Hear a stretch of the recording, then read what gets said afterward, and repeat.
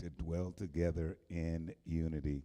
It is like the precious ointment upon the head that ran down upon the beard, even Aaron's beard, that went down to the skirts of his garments, and the dew of Harmon, and as the dew that descended upon the mountains of Zion.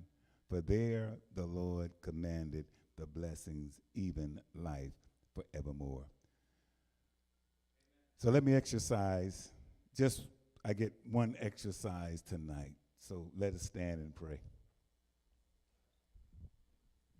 That's the only spiritual aerobics for the evening. Father, we thank you for your love, your kindness, your tender, sweet mercy, and more precious than silver or gold.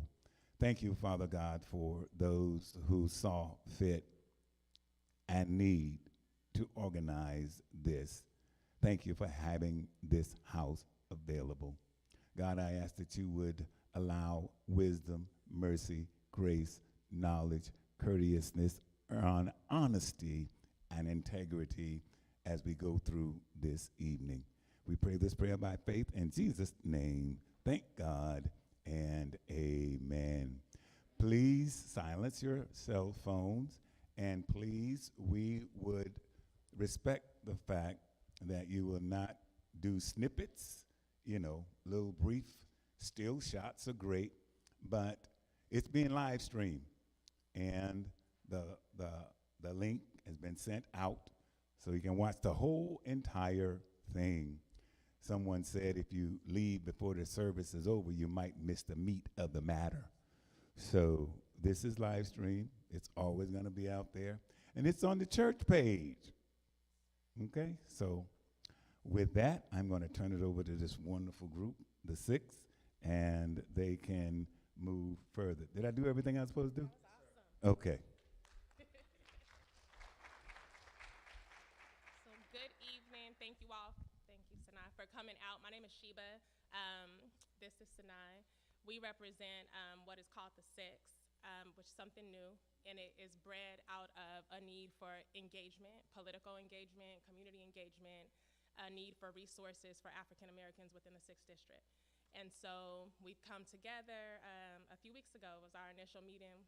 70 people, literally, with about 3 or 4 days' notice, came together at King Park, and we said, okay, what are our needs as a community? What do we need from the city? What do we need from each other? And one of the things that we said is that we wanted more political engagement. And so we reached out to our mayoral candidates, and they agreed to come. Thank you very much. This is major, so thank you all for coming out and being here. We have some amazing things that are in the works under the umbrella of the Six. If you're available this Saturday, we're having a trunk or treat here. We know that trick-or-treating is sometimes hard in our neighborhoods within the Six, and so we'll provide a safe place for children and families to come trick-or-treat. We're doing a massive Thanksgiving giveaway on November 20th. Thank you.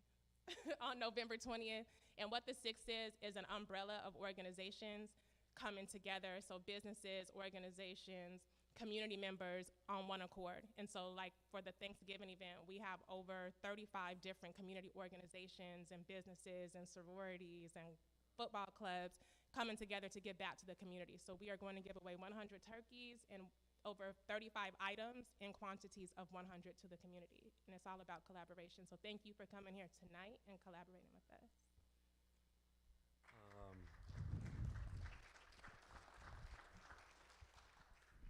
One of the bright moments for our community is our tribal nature. So, we're able to exhibit so much creativity and culture, but it's also one of our disadvantages because it's hard for us to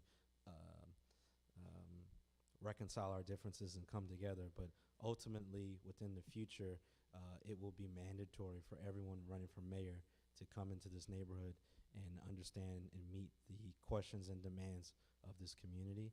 That's the only way that we're going to be able to leverage power today, tomorrow, and into the future. So without further ado, we have, Just want to go through the agenda really quick. So we do have about 5 questions that were born out of the conversation that I mentioned we had with the group of 70. So we've identified those as sort of our focal points for the 6th District. So we have those set questions. Once those questions are done, you're welcome to approach this microphone or to grab an index card in the back if you need clarification on anything or if you have another topic that you'd like to explore with the entire group. Thank you for coming. Sanai's going to moderate tonight. I'll take it tomorrow. We're tag teaming. Oh, yeah. Okay. It just so happened to be that way. So tonight we're very blessed. We have the city councilwoman from the 3rd District who also is the mayoral candidate running for mayor, Ms. Suzie Price. So give it.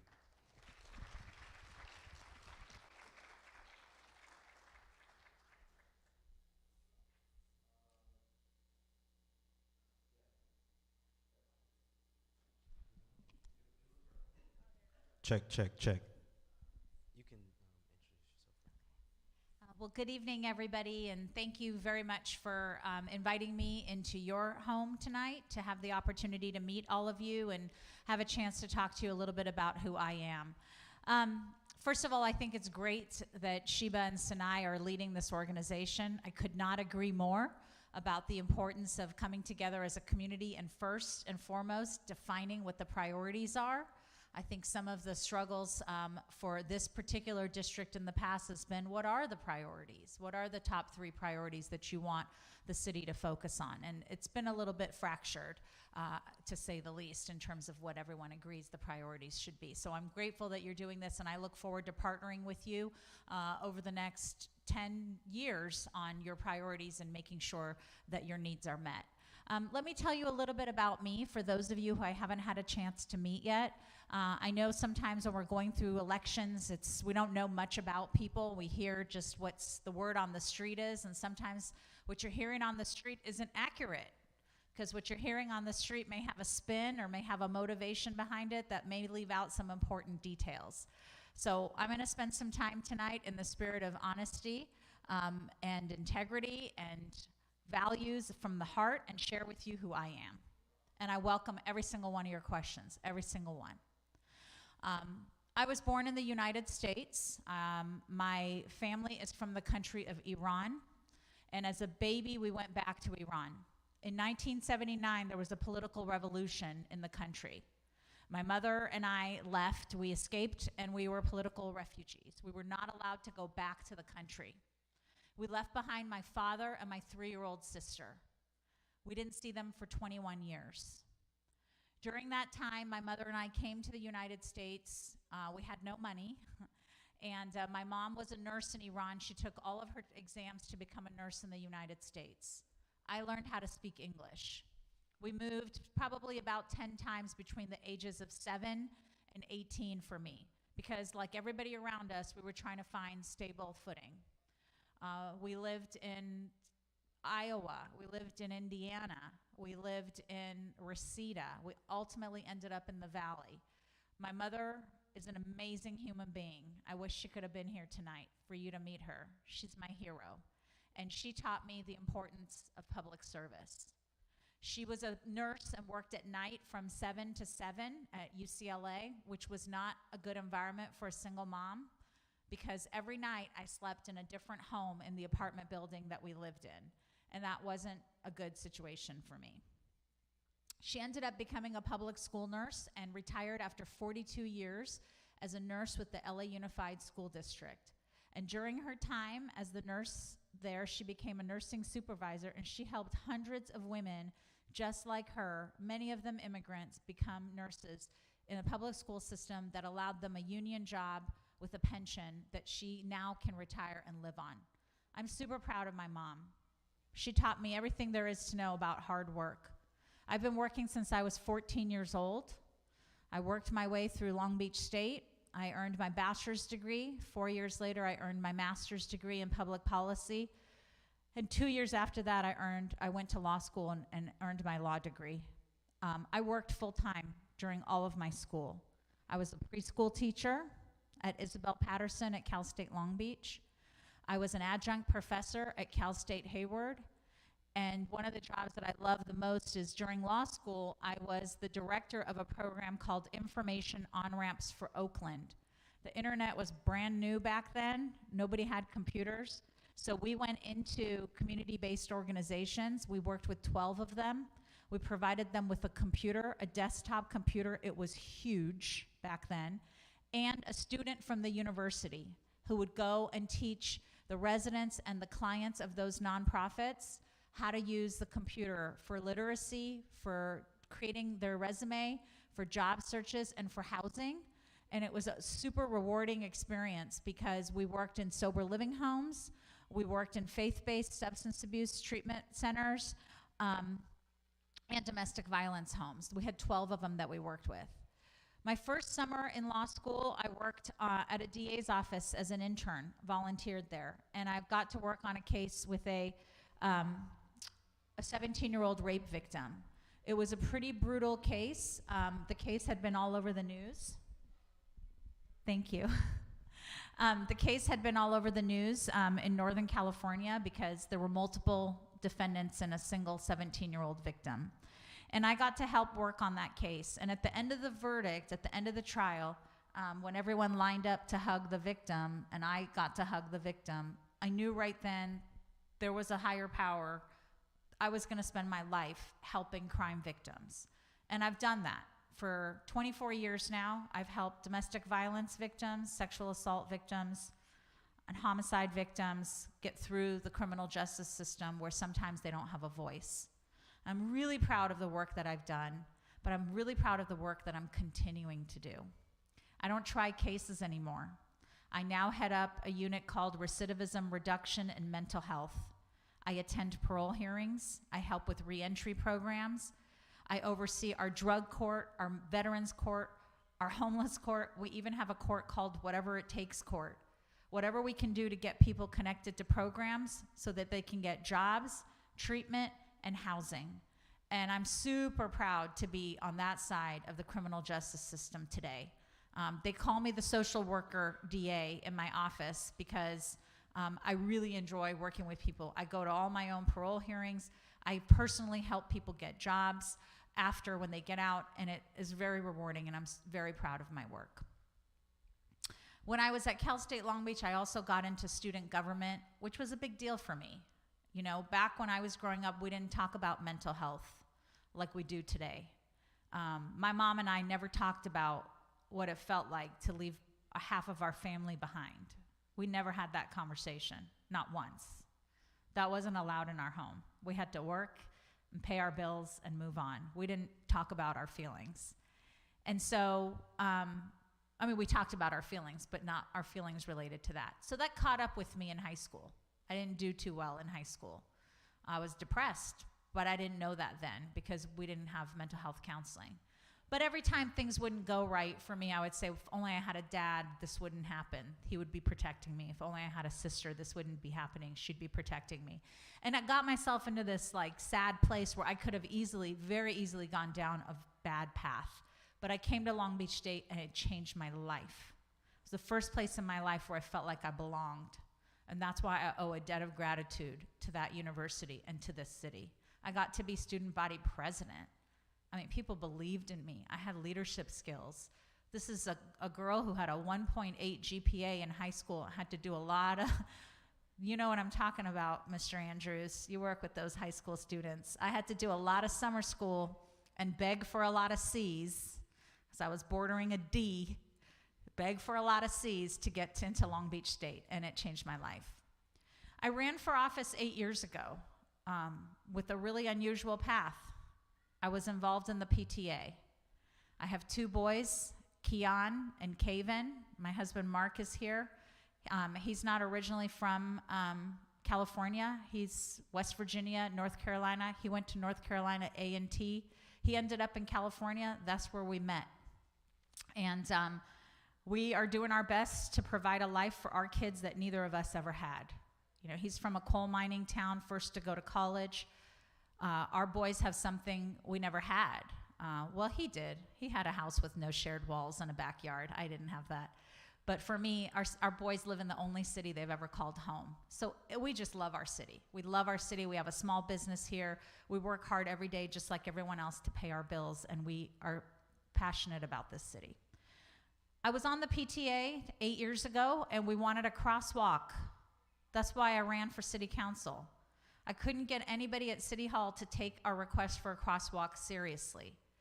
And I didn't share this with you guys, but I got my master's in public policy, and I studied cities. I did my thesis, my master's thesis, our final paper on what would happen if cities treated their residents like businesses treat their customers.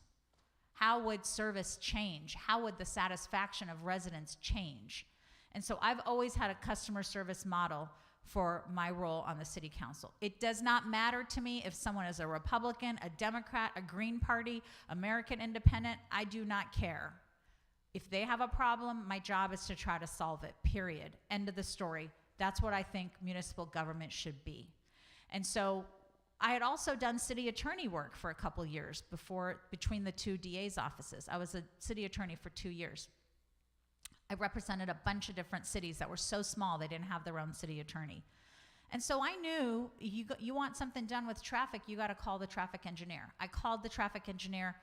They said, no, the data doesn't support a crosswalk there. By the way, they waited a month to call me back.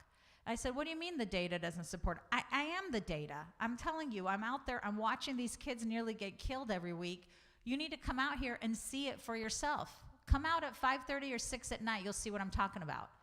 They said, oh, City Hall closes at 5. We can't come at 5:30 or 6. And so I talked with a lot of the moms in the neighborhood. They said, Suzie, we have never had a working mom represent this district. We hadn't had a Democrat represent the district in 42 years. We never had an immigrant, a woman of color who learned how to speak English at the age of 7. Hey, we had never even had someone who didn't belong to the yacht club be the council person for that district. I said to Mark, what do you think? The moms are saying I should run. What do you think? He said, well, we don't know anybody. We're not well connected, and we have no money, but you're probably going to lose. I mean, if every parent at the school votes for you, that's 600 votes, probably not enough. But if you want to do this, we'll take out a loan because we need people like you in politics. People like you don't go into politics. That's what he said. He said, people like you don't go into politics. You're too honest. You're not going to advance. People like you don't go into politics. I remember that conversation. So we ran and we won. We were 4 people in the race. We won at the primary. It had never happened in the history of the city. And I think the reason for it, and you're going to get a sense of this after we talk for 45 minutes or an hour today. You're either going to like me a lot and you're going to say, you know what, I may not like everything she has to say, but she's honest, she has integrity, she's not going to give me false hope, she's not going to tell me what I want to hear, but she's going to be true. Or you're going to say, I can't stand her for whatever reason. Okay, either way. But I think that authenticity is something that you don't see a lot in politics. And I think that's why I won.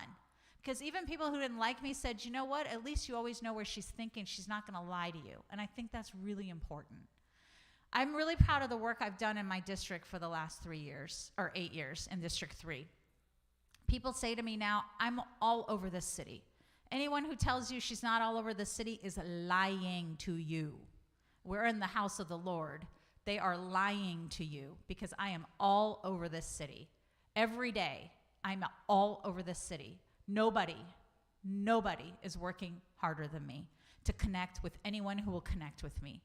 You invite me into your home, I will be there. You invite me to talk to a group, I will be there. You invite me to have a Zoom with you, I will be there. I am thirsty to meet and connect with people and learn what the issues are. So if I don't know all the issues, I'll admit that. I'm not going to pretend I do. But I also think there should be a responsibility to try to teach me the issues and help me. And many of you in this room have, and I'm grateful for you. But one of the things I hear when I'm out in the community is people say, well, you represented the 3rd district. Well, you don't care about the rest of the city. I should not be punished for doing a good job, doing what I was elected to do. Every council person in this city should be working hard every single day for their district. Every single council member should be doing what I do for my district. They should. And I shouldn't be punished. I shouldn't be punished because I've delivered good for my district. I'm proud of the work I've done for my district, but I'm also proud of the work I've done citywide. You know, I'm a prosecutor, so people assume, oh, she's going to do everything the police want. Not true. Not true.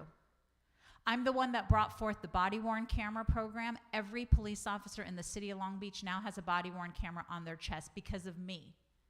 No one else running for mayor was pushing for that. I was pushing for that. And it has reduced the number of lawsuits that we have as a city, but you know what else it's done? Somebody who has a bad experience with a police officer, the officer uses words, just uses words they should not. That person can go to the police and say, pull up that tape. Pull up that tape. And if they turn their body-worn camera off, they will get punished. They're not allowed to turn that off. The other thing I did was we got $2 million to send our police department to the ABLE program training at Georgetown Law School. Now, a lot of people say, we don't need more training. We have enough training. Oh, yes, we do. Yes, we do need more training. You know why? Because the system is broken, and until we teach people what the new system is, they're not going to learn. They're going to learn from each other. And we don't want people learning from each other. We want people learning. It's like the blind leading the blind. We want people learning from people who have experienced and researched and know what makes things change and what makes things happen. So let me tell you about the ABLE program that our police department's going to participate in. It's premised on something called bystandership liability. Bystandership liability stands for this: your acts are my acts. So if and the other night I was at the Long Beach Black Democratic Party meeting, which I was really happy to go to. My opponent canceled, but I went and I listened and I answered every question I could, and I was really honored and proud to be there. And after I talked to the group about some of my programs, an officer who was in the audience, a police officer was in the audience, came up to me and he said, I'm a trainer for that program, and you're right, it's changed my life. What the program does is it teaches officers, one, how to intervene when a situation's getting escalated right there, even if that means physically. If they have to handcuff their partner to stop a situation from escalating, they are duty-bound to do it. And if they don't, they could be disciplined. It's all on camera. The second thing it does is if an officer does something that's in violation of the policy, or even just uses words and says things that are not right, this is not how you should talk to another human being, and that officer doesn't intervene, they are just as responsible as if they did it themselves. And it's a great program. So I want you to research it. When you get home tonight, ABLE, I want you to research it. And Dr. Holly will tell you, she's been an amazing resource because she is a person who talked about reconciliation and equity way before it was popular to do it at City Council, right? And so she gives me a lot of things to read, a lot of documents to read, and I read them. And so I'm giving her one to read, the ABLE program at Georgetown Law School. It is going to change police reform and make sure we have culture. So I'm proud of the work I've done for citywide. I know I'm going to get to talk about it in some of the questions. I thank you for your grace in letting me share a little bit of who I am with you. I think that's really important. I think it's really important because tonight we're going to talk about some important things, and we're going to talk about some things related specifically to the Black community. And I am not Black. My opponent is Black. But I want you to know who I am so that you can make a judgment for you about what is your value in a leader. Is the color of my skin going to preclude me from having the opportunity to get to know you? Or will you allow my honesty and my integrity and my hard work ethic carry the day for you? That's your call. My job here is just to share with you from my heart who I am, and I look forward to the conversation. So thank you.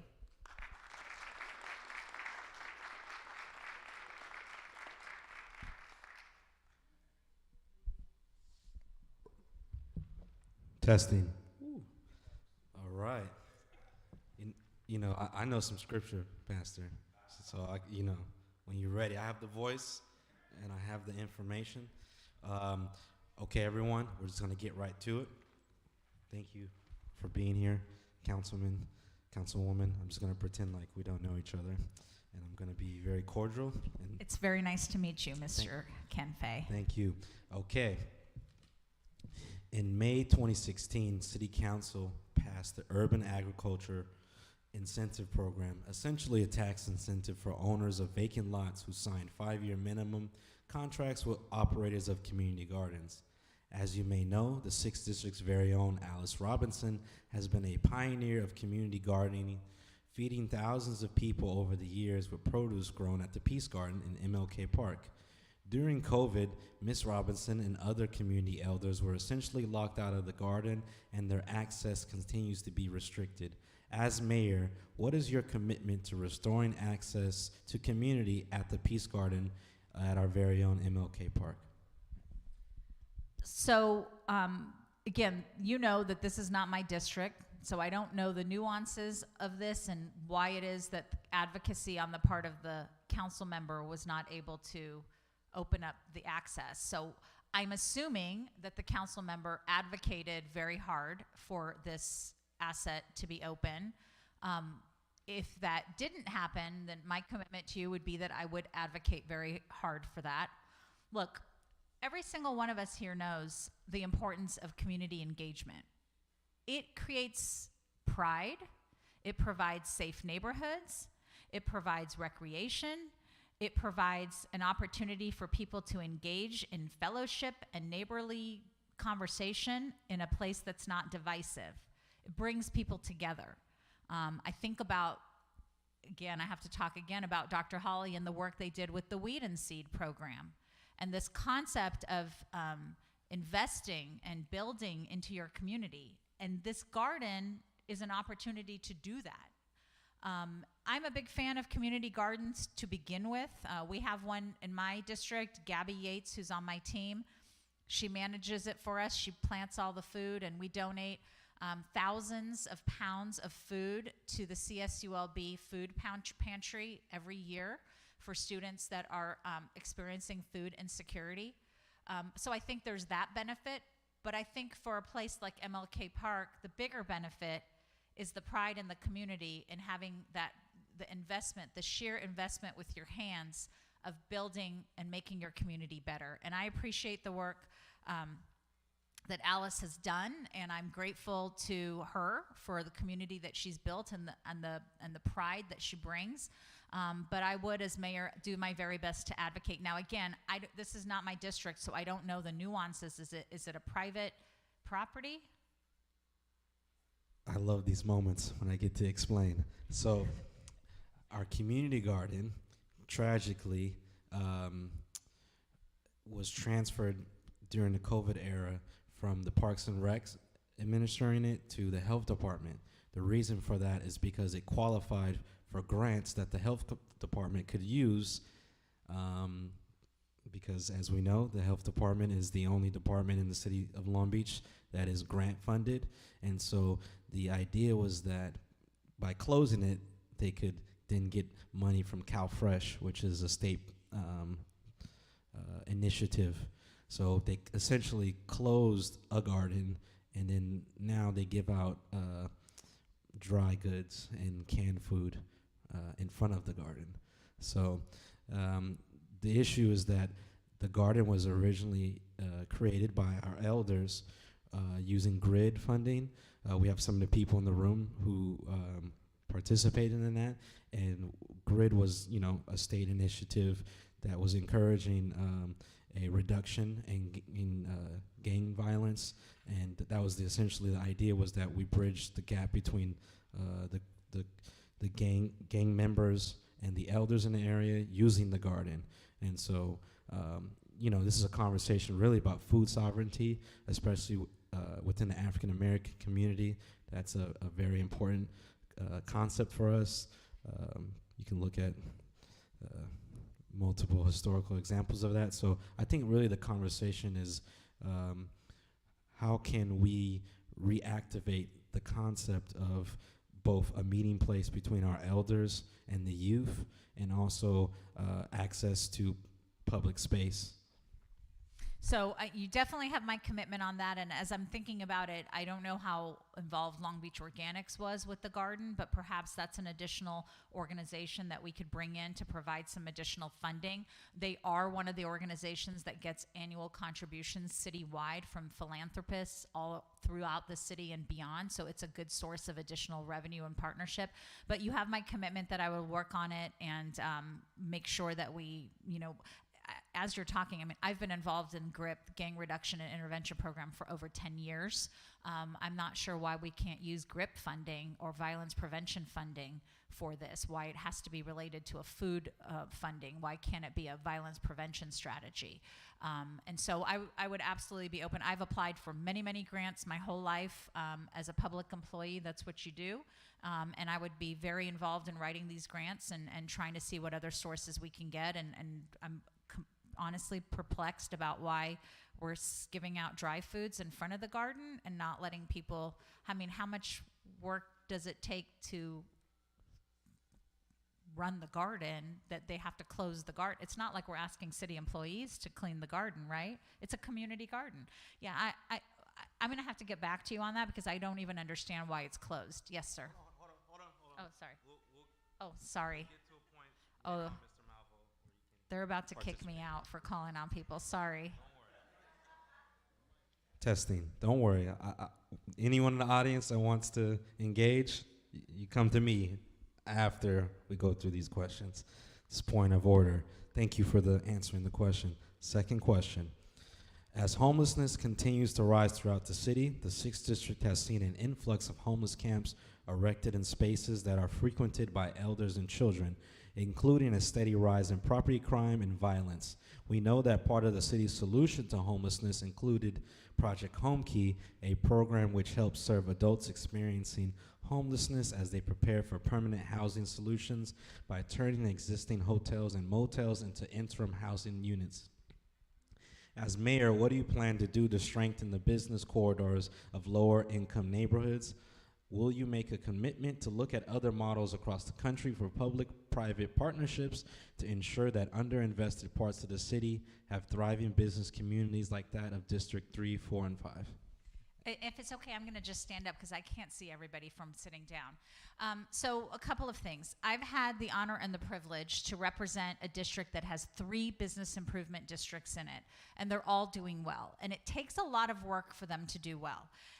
And one of that involves, one of the biggest challenges that we have is making sure that the corridors don't appear blighted and making sure that we don't have a lot of vacancies on the corridor. Because once you have vacancies and blight on the corridor, you don't get businesses that want to invest. Mark and I own a brick and mortar shop. It's in a business corridor, and we know the impacts that we've had when we've had homeless encampments behind our store. We employ, we're job providers for 11 women right now. We started with 15. During COVID, we went down to 2. We have about 11 women who we provide jobs for right now. And sometimes they don't want to go in the store because someone's sleeping in the back of the store, or sometimes someone will just walk in. One time someone walked in and sat in the foyer of the store and wouldn't leave, and they had to call the police, and it was just made them very uncomfortable.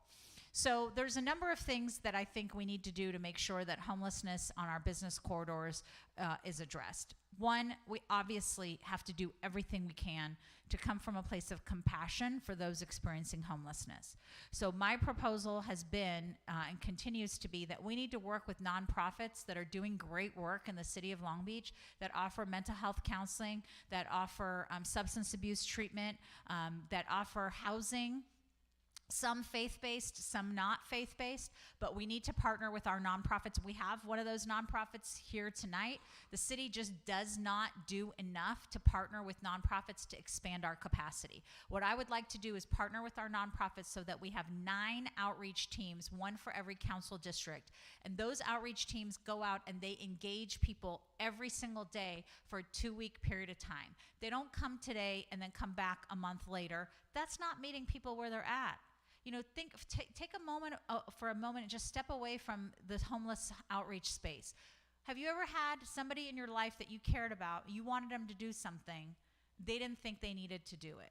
Leave a toxic relationship, drink less, exercise more, eat better, whatever the case may be. And they resist you, right? What is it that ultimately gets them to accept your advice? It's that relationship that you have with them. They know you care for them. They know you're showing up for them. We don't do that right now with street outreach. We show up, 3, 4 in the morning, sometimes with a flashlight in hand. Hey, friend, how are you doing? Would you like to go into a service? No? Who are you? Then they come back a month later. Who's going to remember a month later that someone was kind to them a month ago? That's not how outreach works. Cities around us that saw a reduction do it consistently. And so my proposal is this team of nonprofit workers would go out every day for 2 weeks. Nobody would get moved, nobody would get cited, nobody would get arrested, nothing. In fact, if people have warrants, they get those warrants cleared. If they don't have a California ID card, the outreach team helps them get a California ID card. And the relationship starts with, where was the last place you felt safe? How do we get you there? What do you need? I go on outreach all the time, and sometimes it's, I don't want to call my mom right now. I don't feel good. I don't look good. I don't want to call my mom right now. Okay, what do you need? How can we get you there? And after 2, 3, 4 days, it's a haircut. It's a shower. It's someone showing up for them, telling them, you can do this. I've got you. I'm going to be with you. I'm going to make that call with you. I'm going to drive you there. We're going to go there together. We're going to see your mom together, you and me. We're going to go together. Though that kind of outreach we're not doing right now. And I am telling you, if we did it, we would see a huge reduction in homeless numbers. But beyond that, we have to also enforce the rules. We do. And sometimes people say to me, oh, there goes, that's the prosecutor in her. But nobody wants to answer the question, if you offer services and you offer services and you offer services and people don't move, and they're staying in the park or in front of your business, what do? Nobody wants to answer that question. You ask politicians that question. You ask them that question directly. I dare you. They're going to dance like Fred Astaire. They're going to shock you how they dance, because no one is going to say, you got to hold people accountable. If they're violating the law and it's infringing on someone else's right, a business cannot now open their doors because nobody wants to go there, or we have to close our bathrooms in the parks. You know what I hear most about when I'm going around the city? Open space. We want more parks. We want more recreation. Well, what good is that if we have to close all the bathrooms in the parks because they're not safe? We got everybody out there using fentanyl right now. Everybody's using fentanyl right now, okay? Constance, you know this. Marvin knows this. It's a huge problem out there, right? Someone uses fentanyl in a bathroom, a kid goes in there, and just a little bit of that powder lands on their shirt, and they go like this to brush it off. Depending on the potency of that fentanyl and the height and weight of that kid, they can go to the emergency room just for going like this. So we've had to close bathrooms. What's the point of building new parks if people can't use them? You're all paying taxes to live in this city, and you can't use a bathroom at a park because we had to close it because it's overrun. So I know nobody wants to say it, but we're gonna have to figure out how to enforce the law. So there's a couple of ways to do that. I brought to the city about 6 years ago something called the Standing No Trespass Order. If a misdemeanor is committed outside the presence of a police officer, they need to have the witness say, I agree to be a witness in this case. Well, with the crime of trespass, so every crime has elements like ingredients of a recipe, right? And one of the ingredients for the crime of trespass, the elements, is that the person didn't have permission to be on that property, okay? So if a police officer comes up on a business corridor in the middle of the night, someone is sprawled out in the Starbucks patio. Business is closed, 4 a.m., business is closed. They would have to call the Starbucks owner or manager in the middle of the night to say, did you give this person permission to sleep on your patio? Of course they didn't give that person permission to sleep on their patio. But what would happen is they wouldn't answer the phone, or the officers would say, we don't want to call this person at 3 a.m. So the Standing No Trespass Order, hopefully your council member has brought this to your business corridors, because we did that for our business corridors. Every business got a letter from my office explaining what a Standing No Trespass Order is. We bought signs. They're super cheap. You know, we got council members spending hundreds of thousands of dollars on a one-day concert. These signs are like 75 cents a piece. So we bought one for every business in our corridor. It cost us $150 for the entire business corridor to get them signs to put on their windows, okay? And then they sign a form, and the form is good for 1 year. It says anytime someone's on the property after hours, the officers are to presume that they didn't have permission to be there. So they can say, I'm giving you a citation, you gotta move on, and move that trespasser along. If they don't have a Standing No Trespass Order, they can't do anything about the crime of trespass. So people say, well, what's the point? What's the point? You just want to lock people up in jail? No, nobody's going to jail for a trespass. Come on. If they have a warrant or something, maybe, but nobody is serving jail time for a trespass in today's day and age. That's not happening. If anyone's telling you Suzie Price wants to lock people up in jail for a trespass, who's going to jail for a trespass? People are barely going to jail for, many of the crimes. We've had a reform where people are getting treatment and diversion options and opportunities to change their lives around. That's through judicial intervention, okay? But what it does, when you get a citation and you go to court, the judge will offer you a program. They can accept it, they can't force them into it. They can accept it or they can reject it. But what the judge can do is say, you have to stay away from this particular area, 100 feet away or whatever the case may be. We have to do that for business corridors. Otherwise, they're gonna get overrun. You cannot have your cake and eat it too. You cannot say we want to be a city that's so compassionate we don't enforce our rules. We also want to be a city that has thriving business corridors. Those two things, if a politician is telling you those two things, they're never going to tell it to you in one sentence, so you have to connect their sentences. Wait a minute, we want to be compassionate, we don't want anyone to get arrested. Okay, they're saying that in one sentence, and then in the other sentence they're saying, yes, but we want to have thriving business corridors. Put those two things together. It's inconsistent. You can't have that. So we have to, on our business corridors, if there's a broken window, city needs to fix it the next day. We need to have money to fix it the next day. You guys saw what just happened on Long Beach Boulevard. All these windows got broken. Now there's boards up. What business is going to want to come and invest in that business corridor where there's wooden boards up on the wall? Who's going to want to do that? Nobody. We're business owners. We've owned the business for 3 years. We've yet to make a profit. It's not what people think. It's very expensive. And we have 11 women who are relying on us to pay their salaries so they can provide some of them for their children. It's a lot of responsibility. Our employees are also co-owners. Should we ever make a profit, they get a percentage of it. That's how our business is set up. It's very expensive to own a business. And so why would you invest in a business corridor that people are afraid to go to? Why? No one's going to do it. It's not a social service. It's a for-profit business. So we have to have realistic conversations. What I would do is I would partner with companies that are headquartered in Long Beach, companies who care about the progress of Long Beach. And I've already started having conversations with some of those companies that are headquartered in Long Beach. Mark's company is headquartered in Long Beach. They have 300 employees. They went public last year. We need to partner with those companies and have them invest in a business corridor. And we got to start, this is going to sound vain, we got to start with beautification. Just plain old beautification.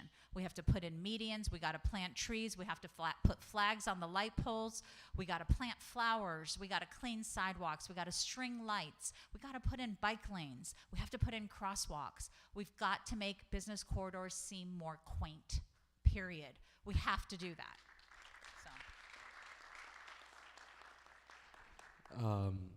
Just a follow-up question that comes to mind. I'm going to take leisure as being the moderator. Here in the 6th District, we have been carrying our load when it comes to a lot of the low-income housing. We've had over 9 developments. We have our former Vice Mayor, DeAndrew, sitting here. He could probably tell you more about it.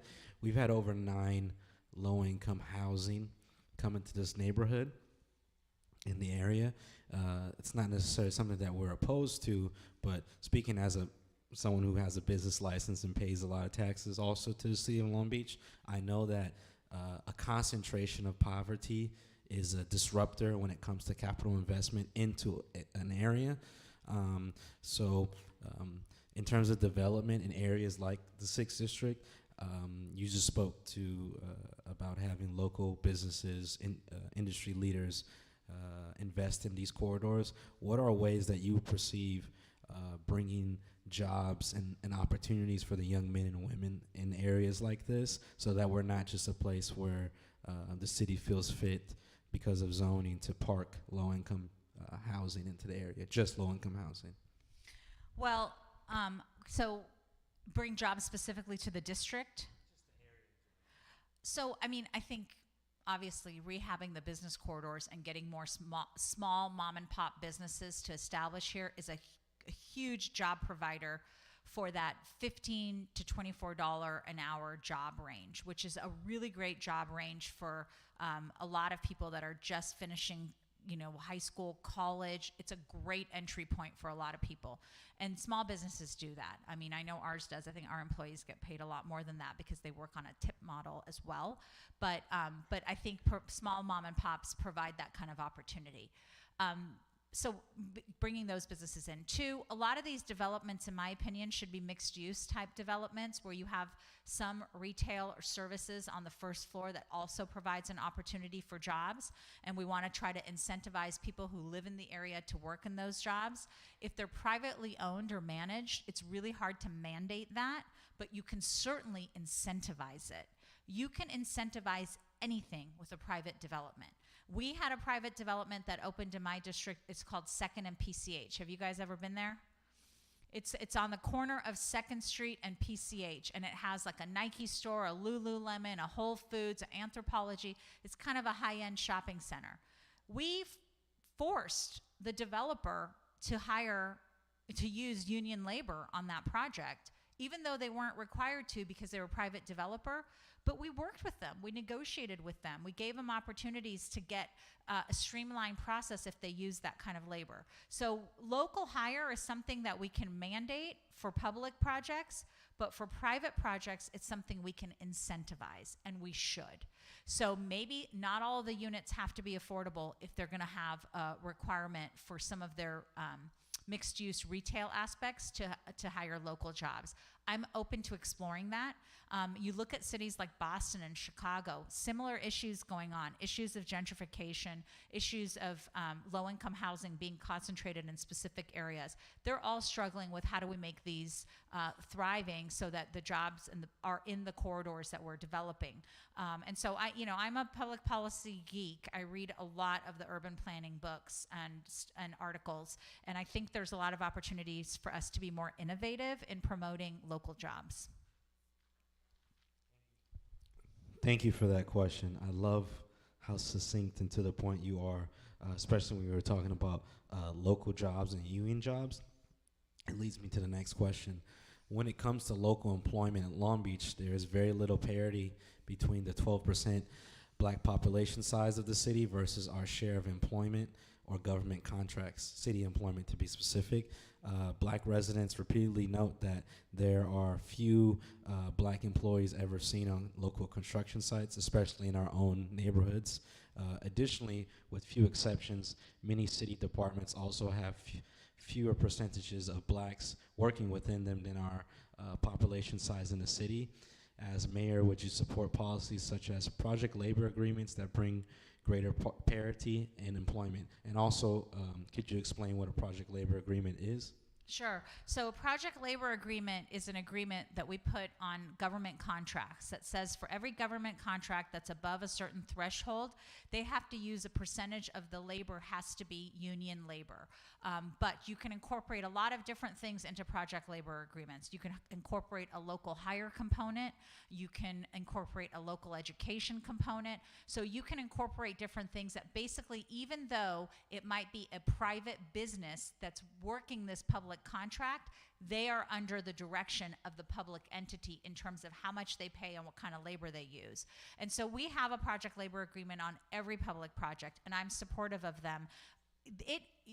We wanted to make sure when we first passed it that the costs of the projects weren't going to be higher for the taxpayers. And we did a whole year of an audit, and I feel satisfied that they're not higher. The costs aren't higher because almost all the projects finish before the timeline that they had anticipated finishing the project, so therefore they come in under budget. Whereas a lot of times private projects that don't have a project labor agreement, where we're not using union labor, they go over budget and they don't finish on time. Because when you're not using skilled labor, a lot of things tend to go wrong and they're not built to last. So I like using skilled labor.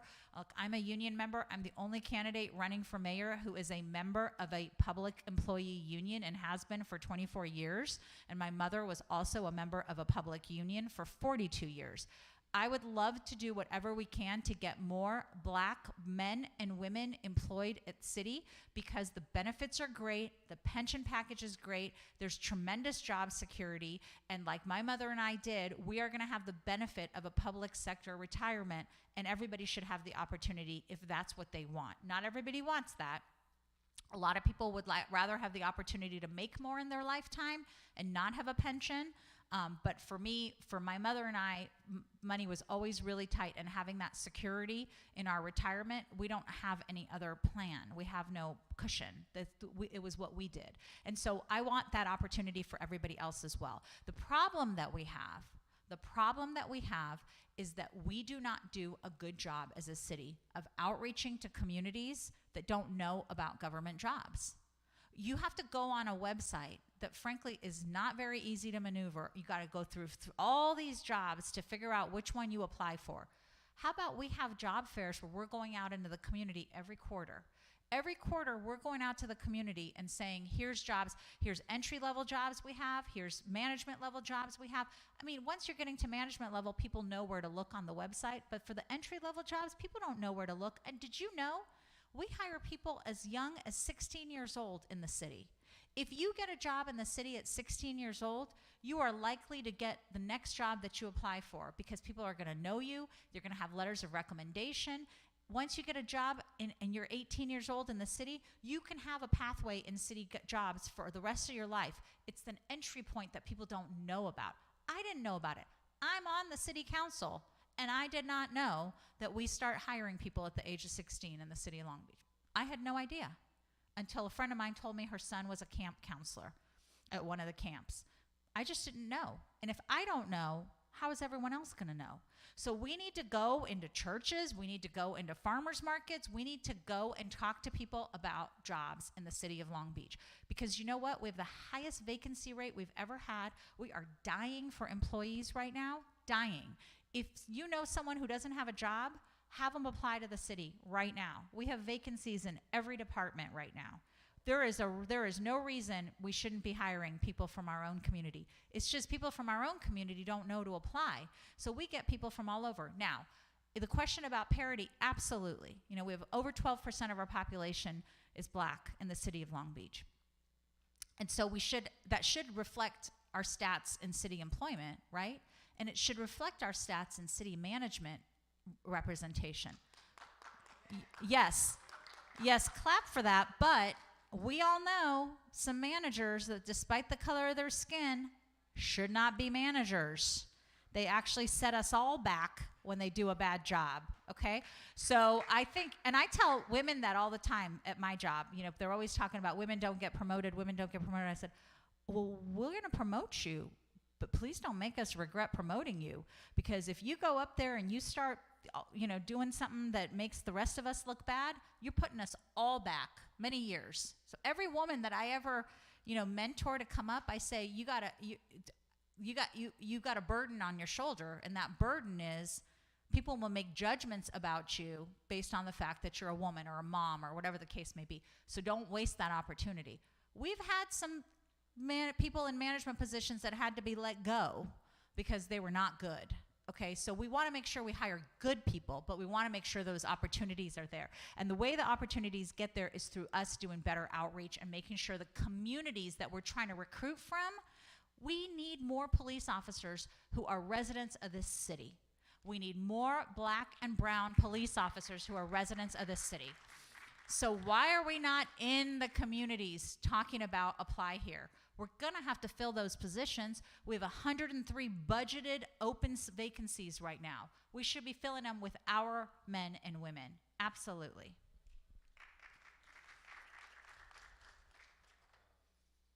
I'm so glad that you referenced that African Americans make 6% of the population of the state of California, but we make up over 38% of all public sector workers. So it's statistically proven that municipal jobs are one of the main pipelines to middle class life for most African Americans.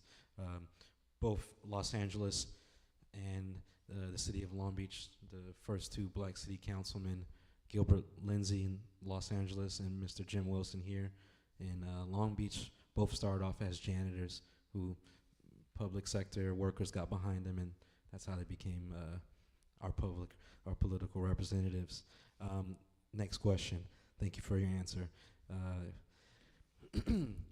In 2020, Prop 16 gave the opportunity to reverse Prop 20, allowing for schools and states and local governments to prioritize diversity in hiring, contracting, and student admissions.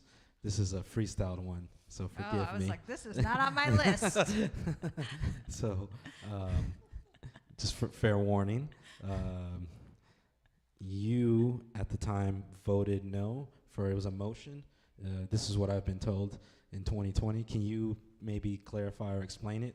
Yeah. For those that are unfamiliar that weren't there. Yes, and I will send you a clip of the video. It was packaged with 3 or 4 bills, and I said I have 0 opposition to that one, but I cannot vote for the one that was a 0 bail. I was not going to support 0 bail. I am a prosecutor, y'all. I cannot deny that. I don't believe in 0 bail. And I specifically said that at the meeting, but I did vote. I said, and I publicly supported that initiative. If you're able to find the records for that initiative, they had a website for it. My name is listed as an endorser for what we were calling the diversity bill at the time. Come on now, really? Was that in one of the hate mail pieces that you guys got that said that? I haven't seen it, but it's not true. Okay. I'm just working with the flow here. So we have one more question, and then we're going to open it up to communities. In December of 2020, you made headlines in Long Beach following your line of questioning aimed at Dr. and Mrs. Davis, who's Long Beach's health officer and a black woman. The line of questioning, though amicable, drew protests from black women throughout the city who felt that the line of questioning was race-based. In an open letter to you dated December 9th, 2020, a group of prominent black women stated the councilwoman's request for Dr. Davis to discuss her personal background during the city council meeting was unprofessional, disrespectful, and discriminatory, end quote. In that time, you've worked diligently to address the comment and mitigate the fallout by forging relationships with many women within the African American community. As our potential mayor, what is your commitment to creating pipelines of success for African Americans in the city of Long Beach? I think really what people want to know is, could you just clarify the issue with respect to that letter and what you were trying to do in the moment? Sure. So a couple of things. You know, one of the things I've learned, and it's kind of crazy that it took me 50 years to learn it, but it does not matter what your intent is, ever. It matters how you made somebody else feel. And so that experience really was an amazing learning opportunity for me, although it was painful, I will not lie, and surprising in many ways to me. But I learned at that moment that there are things that you can say with the best of intention that can trigger something for somebody else when you had no intent of triggering anything for them. I know that. I'm a Persian woman. When people make comments about terrorists and Muslims and headgear, or say Iran, which is not how we say the name of the country. You know, I have a fellow brother over here who understands. It's a trigger for us, and we attribute all sorts of negativity when we hear it, even though the person, and sometimes I have to catch myself. You know, I say, it's not Iran, it's Iran, you know, and then I realize they don't know. They don't know, it's not intentional. I learned a lot from that experience.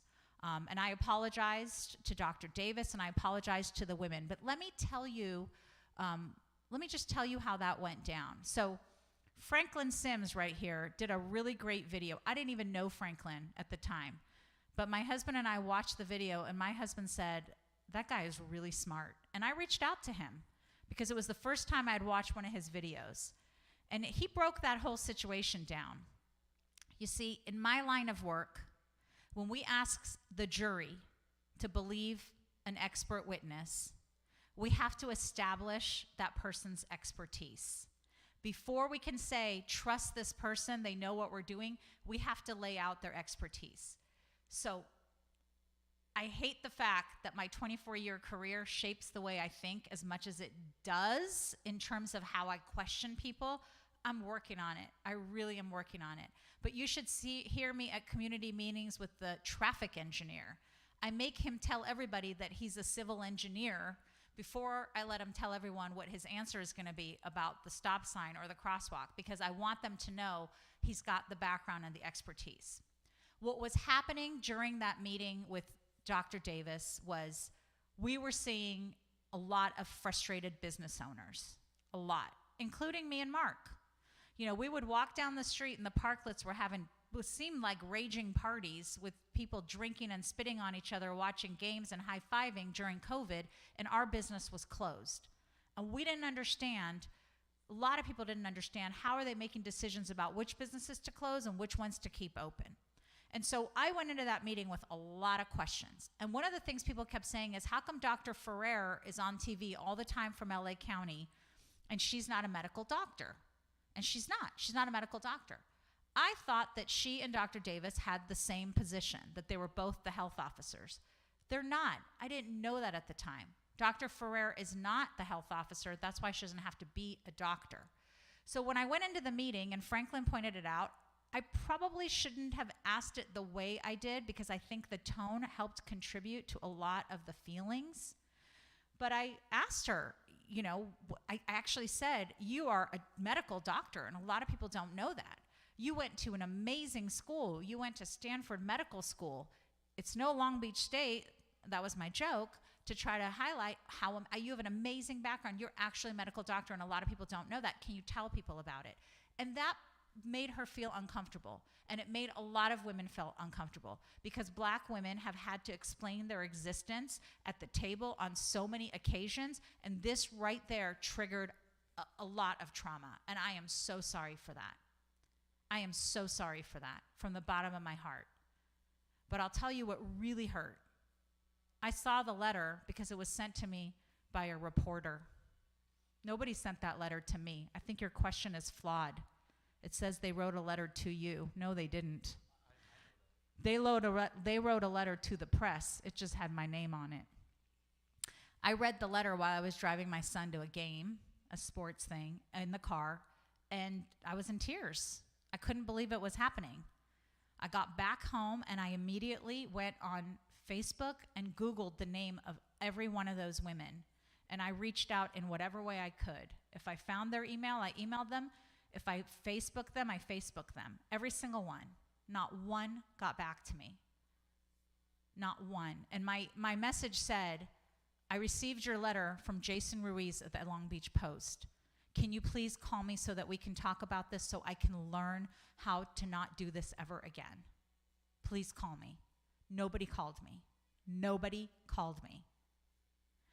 A few months later, a friend of mine brokered a meeting between me and one of the women, and she was wonderful. And she came to the meeting. We had a great moment of healing and reconciliation between the two of us. We set up a follow-up meeting. She brought a friend. That friend came with a list. You want to help Black women? Here's what you can do. Boom, boom, boom. I mean, she had a checklist of what she needed me to do. I went to work on that checklist because I agreed with it. I set up a meeting with our assistant city manager, Linda Tatum, who is a Black woman, and invited my number 2 in my office, Gabby Yates, who is a Black woman, because I thought it's an opportunity for her to mentor, be a mentee to these women, and learn how amazing Black women can succeed, because both of the women I met with are amazing. I got one of them appointed to a private company's board of directors because they were looking for a woman and they wanted diversity, and she's great. She's been doing great there. It's a paid position. And then every commission job that became open, every commission vacancy, I sent it to them. Please let me know if we have any Black women who are interested. Please let me know if you know of any Black women who are interested. I will push them through. So I delivered, and I met with them. And since then, I've met with several of the women. One of the women, did reach out to me a year later, which was nice. But again, I would have preferred to have been called into that conversation, because I spent the last year serving on the California Democratic Party's anti-racism organization. They brought together leaders from all over the state of California, and I got to serve on that committee with Betty Yee, who's endorsed my campaign because she sees the kind of worker I am, because I would go to the meetings and I was prepared and I had read everything and I had watched all the videos and I was there to work, and she saw that in me. But we had people from every background and every diversity and every sexual orientation in these meetings. Sometimes I even flew to Sacramento on my own dime. Sorry, honey, I didn't tell you that. But I would pay for it myself and just go to participate in these meetings. And one of the things that I learned, it was an article that we read, it was in the New York Times, and I'm happy to share it with anybody who wants it, is when you call people out, when you've never worked with them before, you've never given them the opportunity to build a relationship with you, you don't have any relationship with them, and you call them out as your first time interacting with them, they're going to get defensive. They're going to feel scared. It's fear. I'm a political refugee. People that look like me and come from the country I come from were banned from traveling with our former president. To be called a racist is really, really not okay. And I don't think that was their intent, but calling people out makes them scared, it makes them angry, and it's not okay. Calling people in invites them to learn, invites them to be a partner, and helps them be with you through the journey. And I'm so grateful for the women that did return my call or were forced to meet with me, and for those who I have built a beautiful, beautiful relationship with since. They will be part of my cabinet as mayor. The women who took the olive branch that I put out are going to be with me for the rest of my career when I am the mayor of this city, because they took a chance on me, and I'm so grateful. I just think this is a moment. I'm spending a lot of time on it because I think it's a moment where we have to talk about the divisions in our city and calling out versus calling in. I will tell you right now, when I'm going around the city, I talk to the Latino community and I talk to the Black community. There's a lot of tensions there.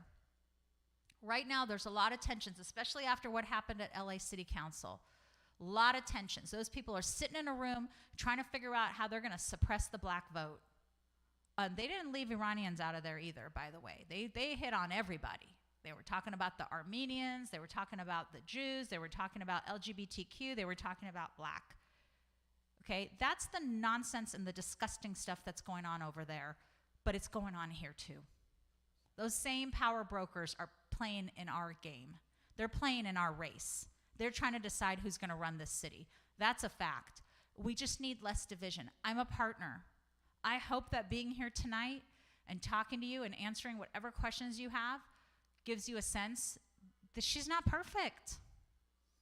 If you are perfect and we are in the house of the Lord, I say, please teach me how to be perfect, because I don't know how to be perfect. I'm not perfect. I'm going to make mistakes. I'm going to make mistakes on the campaign trail. I'm going to make mistakes as your next mayor. For sure, I'm going to make mistakes. But I ask for your grace and your partnership, because there are two of us running in this race. And I know there's a lot of people in this room who have told me they've had personal experiences that make them question the integrity and the honesty of my opponent. And I just want, and some of you may have had a great, beautiful, positive relationship. Great, wonderful.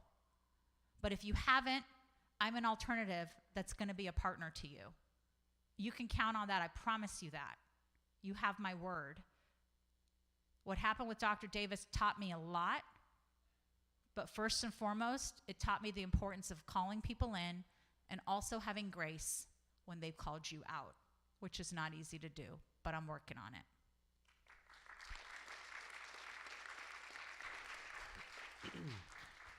Thank you for your answers. At this point, we would like to get the community involved with asking their own questions. As the good pastor said, we are in the good Lord's house, so would be mindful of language and courtesy towards the candidate, but we are not going to limit the concerns or the words of the community. So feel free at this point. Ms. Sheba will be walking around, soon to be Dr. Gillis herself, and she'll be handing the mic to some people. If anyone has a question. Oh, okay. I have no problem doing that. We were going to come to you, but it's being requested that you come down. For the sake of the live stream, yes. Oh, did I ruin your whole thing when I walked out over here? Okay, all right, sorry. I didn't know, I was wondering where that was.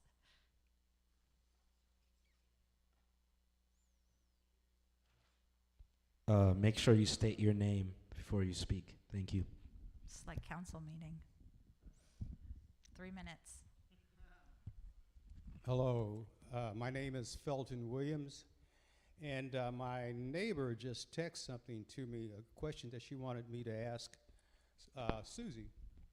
And the question is if she supports small businesses and landlords and won't support policies that strip away landlords' rights.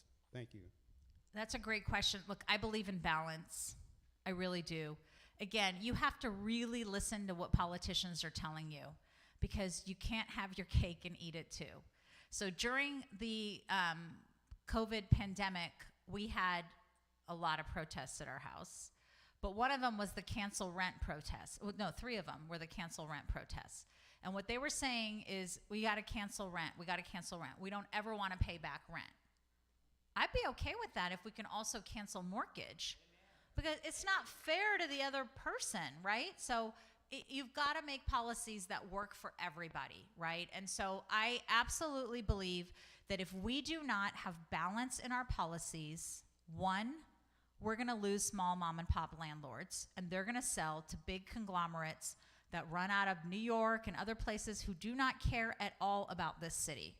They don't care about our business corridors. They don't care about our cute, charming bike lanes. They do not care. They care about collecting rent. And they're not even stationed in Long Beach. They don't even know who we are. They do not know our culture. They don't know our history. They don't know, about the, Alice Robinson's garden. They don't know. They don't care. So I don't want our small business owners to have to sell, our small mom and pop landlords to sell to bigger conglomerates because they're just done with our city policies. The other thing is that I also think that some of our policies have a result that's not intended. I want to talk to you guys just real quick about rent caps. People a lot of times think if we have rent caps, you can't raise rent above a certain level, that's going to be a good thing. But what happened the last time they passed the rent caps in the state, it was a statewide rent cap that was passed, every landlord, even if they had not raised rent for a long time because they liked their tenant, they wanted to keep their tenant, every landlord raised their rent to market rate. Every single one. The reason is because the rent cap is premised upon what the last rent was. You can't raise the rent beyond a certain level. So everybody moved it to market rate so they have the same floor so that they can reach the same ceiling. Do you know what I mean? So it had an unintended consequence. And I just had a workshop with all the landlords in my district. We had about 50 of them. There's probably more, but 50 of them came. 10,000 doors they managed between the 50 of them. I said, give me a show of hands. How many of you raised your rents after the rent cap?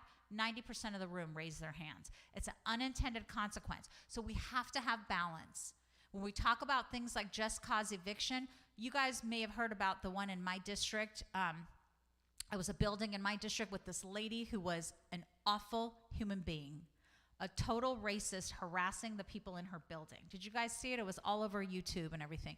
She was racial slurs, threatening the residents in there, and they went and they complained to their landlord about it. Landlord couldn't get rid of her because of just cause eviction. And this is exactly what I said when I was on the city council when we voted for just cause eviction, is we don't want tenants to now have to be investigators and go out and take pictures and video of their neighbors that are harassing them. That puts them in a difficult position. Now they're serving as investigators. The landlord should be able to come in and say, you're bothering all my other tenants, you're out of here. You're harassing my tenants, you're out of here. But right now, the way it is, they have to go to court and prove beyond a reasonable doubt. That's the highest standard in all the law. They got to go in there and prove beyond a reasonable doubt that their neighbor is committing a hate crime. That's really hard to do. That's hard for prosecutors to do, let alone someone who's trying to get their neighbor kicked out because their neighbor's a jerk. The landlord should be able to get rid of jerks who are racist in a building, period.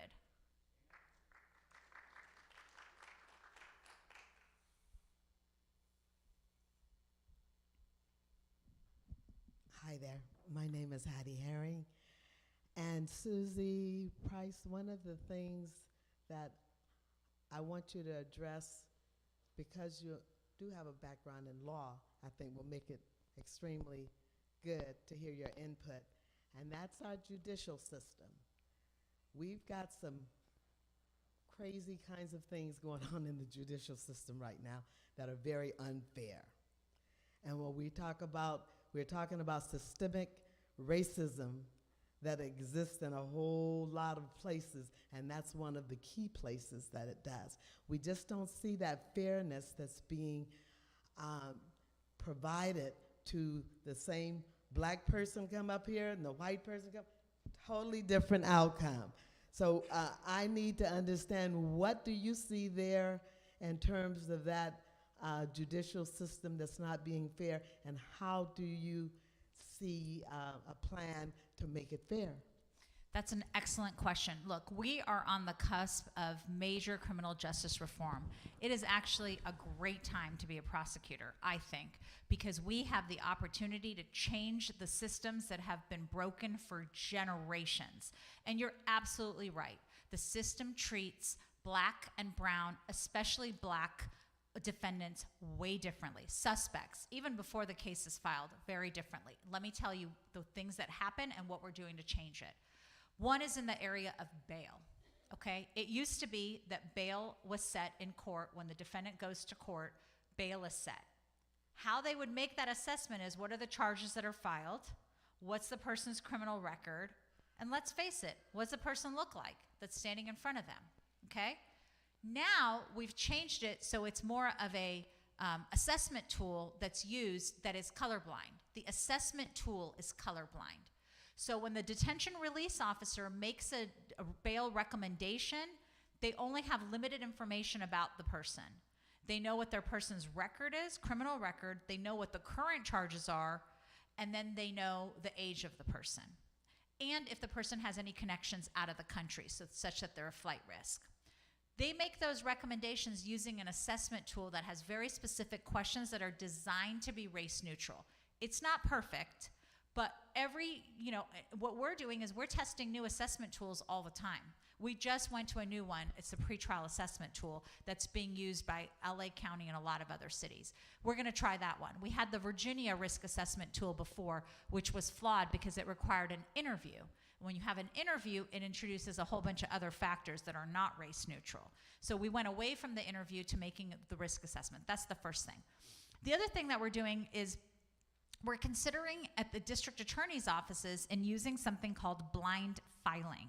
That means when the report comes to you, all the descriptors of the person are removed. The only thing you get is the conduct. So you don't get any of their descriptors. Now, I want to keep age in there because to me, if we have a young person who's charged with crime, I'm going to do everything I can to get them off of the criminal justice pathway, and especially off of a felony pathway. So if we have the option to charge a misdemeanor or a felony, it's called a wobbler.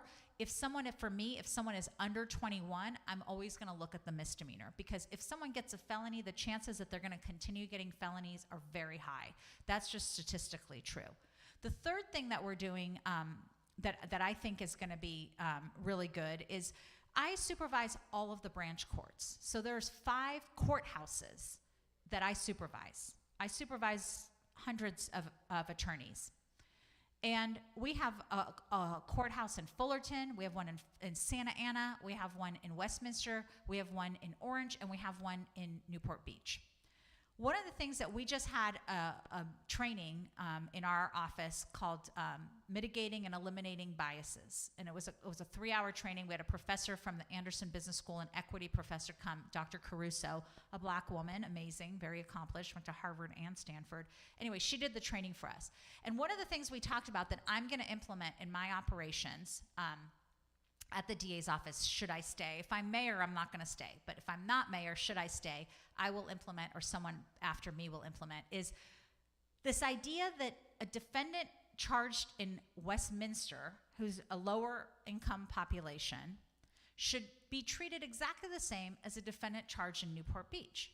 But you know what happens is the defendant that's charged in Newport Beach usually has some fancy lawyer who comes in, and I always say them, if they say we want you to reduce the crime, I say give me a mitigation packet. And that's when they do letters of recommendation, job from their employers, family, friends, church, whatever. Well, the private fancy lawyer will give me a binder this big of mitigation. It's tabbed, starts at birth and it goes until now. The person that's represented by the overworked, the public defenders do an amazing job. They do a great job, but they don't have time to put together binders of mitigation. Sometimes they do, but they might just tell you in court, you know what, he's going to lose his job if you don't give him a diversion. Well, he's going to lose his job if you don't give him diversion versus this big binder. Human nature sometimes says, well, I'm going to give it to this person, but not this person. And so we see disparity in the justice system based on who's representing the defendant. That has to change. And I have told my DAs, I set a threshold, like for DUIs. We give deals all the time. We give diversion all the time. And I'm very, very involved in that. I staff the drug court myself. I have for years. I love giving people second chances. I love it. But who doesn't suffer a negative consequence from getting a DUI? Everybody does, right? Everybody does. So when they come to me and they say, my person's going to lose their job if they get this DUI, well, so is most everybody else, especially if they have a license. So what I did is I kind of set a threshold. If it's above this level, their blood alcohol content, we're not going to talk about mitigating it and reducing that charge. We're not going to talk about it for the super wealthy defendant, or we're not going to talk about it for the low income defendant. It's at a threshold. We're not going to talk about it. If it's below that threshold, we're going to talk about it with everybody.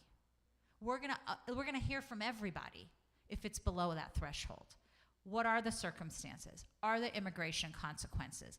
Is this person going to lose their job? Because nobody who gets a criminal conviction suffers a good outcome. It's always a negative consequence.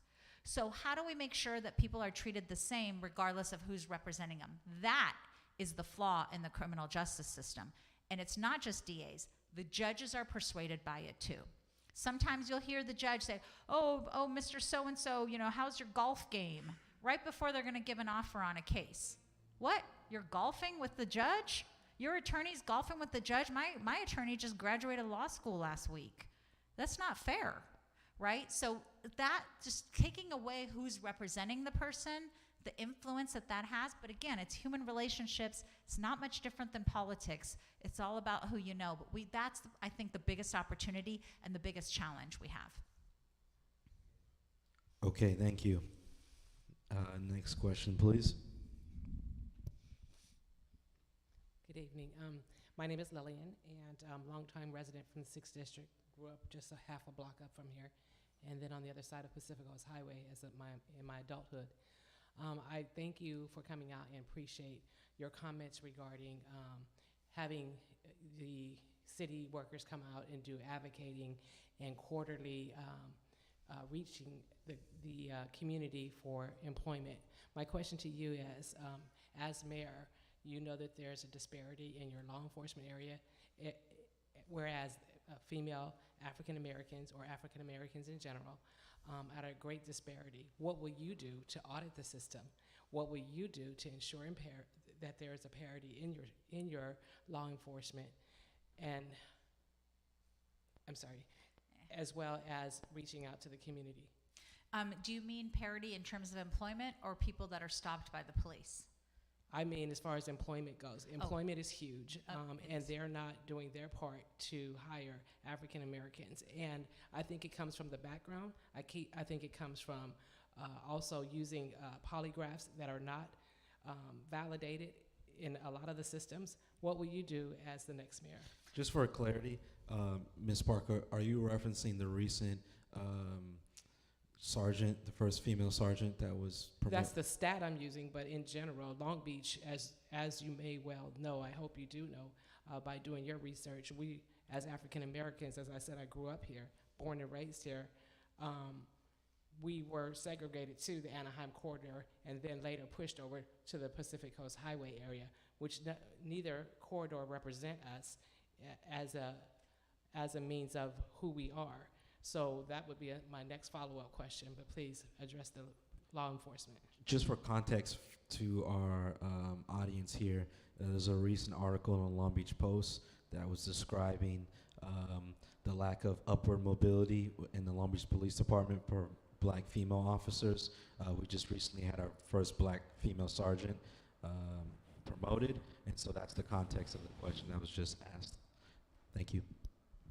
Well, first of all, it was great to see her get promoted. She had that room packed with supporters, and it was, I mean, I was in tears. I will do everything I can.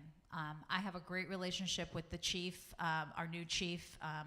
I think he understands and is very committed to doing whatever he can to provide more promotional opportunities for those that are already in, but also to recruit additional women, and especially black women. I mean, he's hearing it loud and clear from everyone, and I would continue to work with him on that, but I would ask you to partner with me. I really would. I would ask your community to partner with me. We would need to go out and get people to apply. We need to do everything we can to mentor them and help them. And one of the things that I do is I help police officers when they're gonna go do a promotional interview, and also DAs, just how to present themselves in the interview process, you know, how to answer questions. I think that's important for us to mentor and help recruit and encourage and support them through the process. I apologize if I wasn't clear. So my follow-up is, there were discrepancies not within the individual on how they may interview or things of that nature, but simply the bias that stands within the department, within the city itself, that didn't allow us to promote. What would you do to audit that system to ensure that those that were disregarded now will be given that second look, and hold those accountable who overlooked them? Well, I think we would start with an audit. I think that's a very fair request. We'd have to do an outside audit that takes into account just our hiring systems. Like you said, it sounds like they have biases built in to the actual system. You know, we're looking around at what best practices might be used. I don't know if we're using the best practices. I mean, we'd need to start with figuring out what is our protocol, and are we using the best practices? Should we be? I didn't even know we were still using polygraphs. Should we be using polygraphs? Are there agencies that aren't? Do polygraphs have implicit biases in them? I don't know, but I would be completely committed to looking into it and hiring a company to help us with that. We'd have to hire someone from the outside to help us audit. We could not do it from the inside. First of all, I'd like to thank you for coming. Thank you. It's my pleasure. Doing an amazing job. I represent the 6th District and MLK. My name is Mark Hall. Call me Rock. I just did 40 years, and I've been out now for 8 months. Congratulations. And I now have a Rock Unity Foundation. And my question is, I think the city and people that really want to help can utilize people like me in the reentry part. Because I know everybody and a lot of people that's turning new leaves and want to give back through the reentry, and how to help our fellow brother adjust. And also, I think it's kind of unfair to put 100 years of wrongdoing on you, but you can start. You can be a starting point. We, as a community, is going to have to start participating a little bit more, you know, and coming together. But I would like to partner up, and I would like to, what would you do to help people that's trying to get into the reentry, that knows all about reentry and prison and coming home? Well, that's a great question, and I thank you for the work that you do. I absolutely think we need to be more involved and engaged in reentry. I know Constance and Marvin know that I've been really involved in helping. There's a nonprofit in the city of Long Beach that connects people with jobs. That's what he does, reentry job population. He has an incredible story himself, but I've connected him with them, and they've already helped find people jobs. And so I believe that when people come out of prison, the first thing they're gonna need is some mental health support and a navigator, Somebody with a lived experience who's been to prison before is going to be the best person to help them through that process. There's nobody else that can help them better than someone who's been through the system. And it's good for you and it's good for them because it gives you an investment into your community. It gives you, it's very rewarding to be able to help others and teach them your lessons. That mentorship is huge, but also they're going to be more likely to listen to someone who's had that lived experience. So I think, first thing you got to do is give them support and a navigator, and then you got to help them with the two basic things, a job and housing. That's critical. Those three things are critical for everyone that comes out. We need to do everything we can to support. Again, it's going back to the same thing. We have all these great nonprofits, and hopefully you set up a nonprofit. Did you? Okay, we have all these great nonprofits that are doing this great work. The city should not be trying to do it all ourselves. We should be using our grant money and bringing in nonprofits to help expand our capacity. We cannot do all of this ourselves. So I would absolutely, one of the people that I worked with on the anti-racism committee for the California Democratic Party was Sam Lewis. He's in charge of the Anti-Recidivism Coalition out of LA. Sam and I served on that committee for a year together. I know the beautiful work that he does, and I think, his organization has gotten really big, but it started at the same place as yours. And so I want to do everything I can to help you, and I'm committed to that. I'm going to be a partner in that, whether I'm your mayor or not, because I have a heart for that. So you can count on me. I tell people all the time, I am happy to go talk to people that are just getting out of prison and talk to them. Look, I've been to so many parole hearings. I even help people when they don't get their parole date. And then I ask, can I talk to them after the hearing? And I tell them, here's what you need to do for the next one. I've done that many times. And defense attorneys always call me and say, we've never had a DA, want to hug our client and give them advice for the next one. I connect them with trades in the prison. I have the trades that are operating out of the prisons connect with the inmates that I think are going to be ready for parole. So now we get 1 or 3 year denials mostly. So if someone gets a 1 year denial, I get them in one of those journeyman programs for that year, so that when they come back to the parole board, they say, I just finished the journeyman program and I've got a job lined up. That's what's going to help them get out. But I'm committed to that. I have a heart for it. I find it incredibly rewarding. Every single person that I have had to prosecute who's been released on parole at my recommendation, I still stay in touch with. In fact, one of them came to support me at the reentry fireside chat that they had with the mayoral candidates. One of my parolees came to support me, and I prosecuted that young man when he was 17 years old. And he said to me, you saved my life, and I'm helping him. I'm helping him get housing. I'm helping him get a job. I am there for him 100%. And he's doing amazing work. He got a master's degree in prison. Master's degree. He's 33 years old. 33 years in prison. Okay, we're going to wrap it up. I'm just kidding. I am just kidding. Look, we pull no punches. Next question. But anyone else going to ask a question? Miss Bridget? Okay. Anybody else? DV? Okay, that's it. Just to be clear, on a timeline, I got to go eat with my mother. So thank you. Yeah, I didn't know Sinai was a comedian too, huh?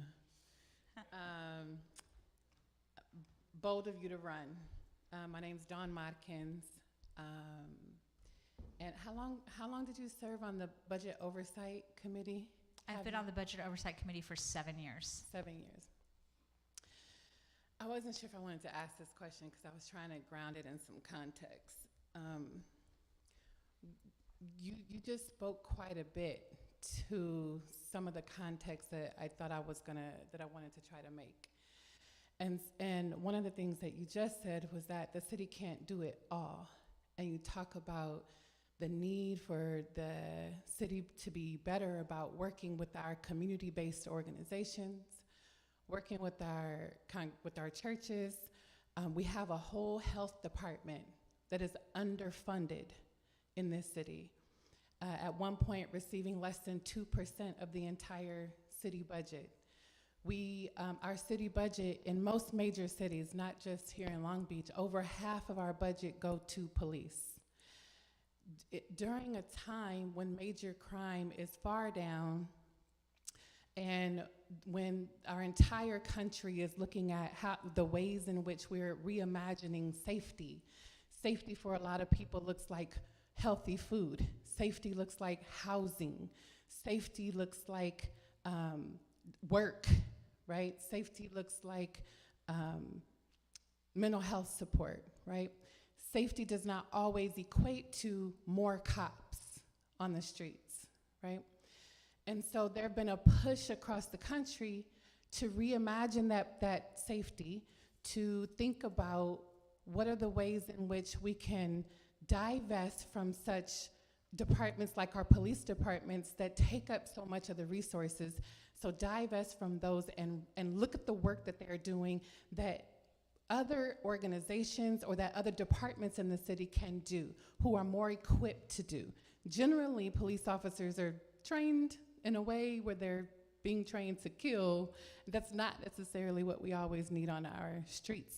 Our health department, if it was funded adequately, right, can have the tools, the resources to provide the mental assistance support, the drug and rehab resources. We have community psychologists, counselors, all of the work that you just mentioned doing, folks do that work.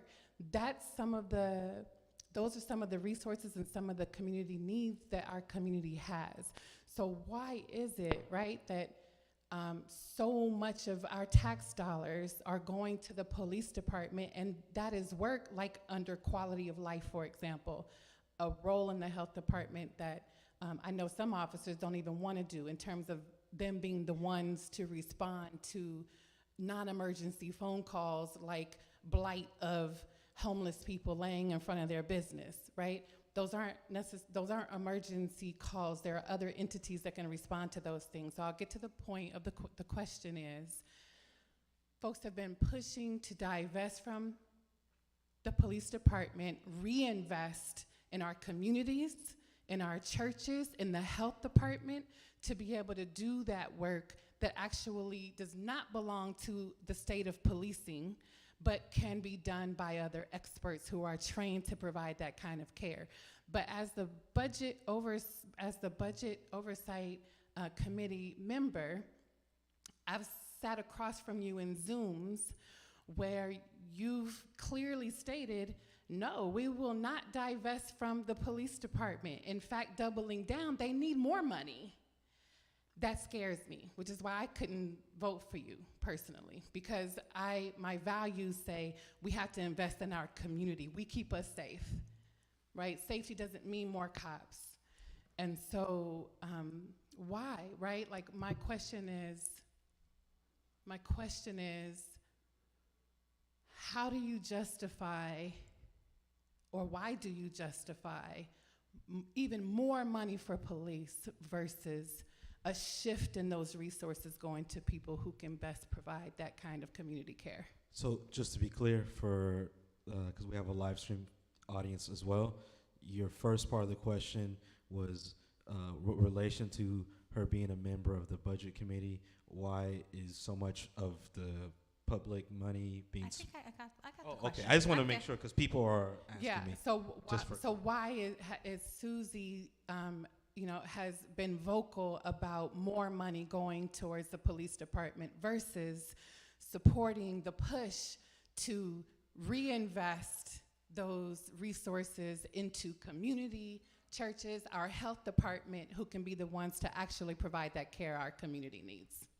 So a couple of things. One, I appreciate your honesty. Look, there's two candidates, and one may appeal to you more than the other, and I respect that, and I appreciate your honesty. If you're looking for a candidate who's going to say we need less resources for the police department, don't vote for me. I mean, I'm going to be honest with that, because I'm not but I'm going to answer your question, but let me just answer your question. Yeah, let me answer your question. So I definitely think that we need to have a police department that is fully staffed, and as does my opponent. So I'll be curious how he answers this question tomorrow night, because I've heard him speak to East Long Beach, and he says we absolutely need more police. So I'll be curious to see how that question, because it sounds like both of your candidates may be asking for more police funding. But here's the thing. The health department budget, it's not unusual for a health department budget to be almost 100% grant funded. We're not alone in that. If you look at every single health department in the state of California, they're mostly grant funded. That's not an unusual anomaly in the city of Long Beach. It's because most state and federal grants have to be given to a city through the health department. That's how they're written. They're written into state and federal legislation as having the health department be the pass-through. So most health departments that you look at, Orange County, LA County, they're gonna be almost 90% grant funded. That's not an unusual thing. The second thing is, I absolutely believe that we should invest in programs that do not require police officers. Unarmed response teams is an example. But you know what? Some things sound really good when we say them, but in practice, they don't work out really good. We had to close Billie Jean King Library because our librarians were saying, we're not gonna work if you don't put some police officers armed or armed security guards in here. We had to close the library for 3 weeks so we can get armed security guards in Billie Jean, and that's after we gave them de-escalation training and mental health training. Our reach teams and our crisis teams that go out, they are asking for police backup because they're scared. So it sounds really good to say we want unarmed everything. I wish we lived in a society where we had unarmed everything. But right now, when we're talking about our homeless population, we have a lot of individuals. 2/3 of the individuals who are living on the streets right now are suffering from substance abuse, mental health disorder, or co-occurring disorder. What that means is if they see someone coming towards them who has no intention but goodness, a behavioral health nurse, they may not understand what that threat is. They may not know, and so they're reacting. We have a rash of stabbings going on right now. We had a murder last week. We had a stabbing this morning in my district. We had a stabbing 2 days ago. I have not been, other than tonight, I have not been in one community, and again, please invite me, I will go. But I have knocked on thousands of doors, and I have not had one person say to me at the door, we want less police officers. What they have said is we want accountable police officers. We want police officers that aren't racist. We want police officers that aren't going to violate policy. We want police officers that aren't going to target our men. I've heard that, but I've not heard anybody say, you know what, when we call the police, we don't expect anyone to show up. So I absolutely, okay, so, but this conversation about adding more police to the police department, it's not even a real conversation. We have 103 budgeted positions that are vacant right now. So before we talk about adding more money to the police department, why don't we start with filling those vacancies? Once we fill those vacancies, maybe then we have a conversation about wanting to add more officers. But you know who is in favor of adding more officers despite all those vacancies? My opponent. He's proud, and he wrote an editorial in the Grunion saying that he brought the item that added more, 14 or something more police positions for community policing. How about we fill the 103 we already have? Because adding 14 officers means we're adding more to the police budget. I have not talked about adding more to the police budget. I've talked about filling the vacancies that we have by going into neighborhoods, talking to people about being police officers. So, you know, I would love to have your vote, but I gotta be honest with you, we don't need less police. And I don't know what stats you're looking at. Crime is up in every category in this city right now. Every category. Crime is not down. Sure. So I was speaking more about the investment in community. With Sure. the community-based organizations like Brother Rock just mentioned, the churches who do work like St. Luke's, who has been pushing for a satellite homeless center to be more centralized than what it is on the west side, and our health. So the question was more about the investment in community. Oh, okay, Those I'm are sorry. jobs, those are resources, those are experts in our community who can provide that work. So I wasn't harping on what the police are or aren't doing, but more about the investment in Okay, I'm community. sorry. I misunderstood the question. I thought it was, do we diverse from one to invest in the other? I apologize. I misunderstood the question. So we absolutely should invest in more organizations and more community-based support. Absolutely, we should. But where do we get the money to do that? It doesn't have to be from the police. I mean, how about this? We don't buy new fleet for the vehicles of the city for 3 years. For 3 years, we don't get new cars, and we invest in some of these programs. How about that? Why does it have to be one particular department? Can we not cut costs anywhere else? other than police, we can cut costs. Oh, I'll give you lots of examples of where we can cut costs, but we should absolutely invest in the community. I'm not just talking about it. I'm not just talking about it. For 10 years now, I have gone into elementary schools in gang neighborhoods every Friday, 4th and 5th graders. Talk to Dr. Julie Wilson. She is a resident of the city of Long Beach, is a principal of an elementary school in Orange County, right in the middle of a Mexican gang neighborhood. I go there every Friday. They call me Gloria Estefan because I think I look like Gloria Estefan. But I love those kids. And we talk to them about things like, how do you walk to school safely and avoid the group on the corner that's asking you to carry something or deliver something? They asked me that question. Very difficult question to answer. So I actually am doing the work. I know what it takes. I believe in it from my heart. I believe we have to invest in communities. From the bottom of my heart, I believe that. But I do not agree that as a punitive sanction for one group, you reward another group. We can find the money. We can do both things. And I'm proud that as a council member, I have supported every single thing we've done for youth intervention and senior programming, because those are our two most vulnerable communities that we need to invest in. But I absolutely think we need to invest, and I'm going to be committed to doing that. There are a lot of things we say yes to on Tuesday nights that we shouldn't say yes to on Tuesday nights. If a landlord and a tenant have a disagreement, okay, maybe 6 landlords and tenants have disagreements, the city can help liaison and mediate. But do we need to hire a new full-time position for that? You know, every position we hire in the city of Long Beach is about $120,000 to $160,000. That's not how much we pay them. That's how much their package is worth, their health benefits, their pension. That's a lot of money. And it's not a one-time cost. It's year after year. It's structural. We can invest in a lot of the programs that you just talked about, which I love. I think they're great programs. We can use one-time dollars to do those. When I talk about the city can't do it alone, what I mean is we're spending all this money. Let's talk about homelessness. We're spending all this money on city employees to do outreach. What if we gave that money to our nonprofits instead, and they did the outreach? And now we're not paying $120,000 to $160,000 per position for 4 teams. Instead, we're paying $10,000 or $15,000 a month for an outreach team from Long Beach Rescue Mission, Mental Health Outreach, Mental Health America, Salvation Army, TLH, right? They come to us with a team, and we pay them on a monthly basis, and that doesn't go into our structural budget. It's a one-time use. We can find ways to use the money that we have more efficiently. And that is what we need to focus on, efficiently using the money.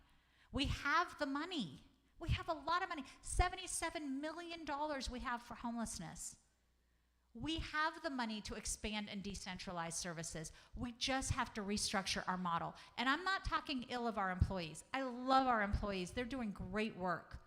But we're asking them to do too much. And if we use nonprofits, same is true for reentry. If we use nonprofits to help us with that reentry work, we pay them on a one-time basis every year. It doesn't have to be in our budget, but every year we contract with them, just like we do Conservation Corps. We contract with Conservation Corps. They help maintain business corridors. We would do the same with our nonprofits that have a different skill set: substance abuse counseling, rehabilitation, reentry. We work with them on that stuff. Thank you for your answer.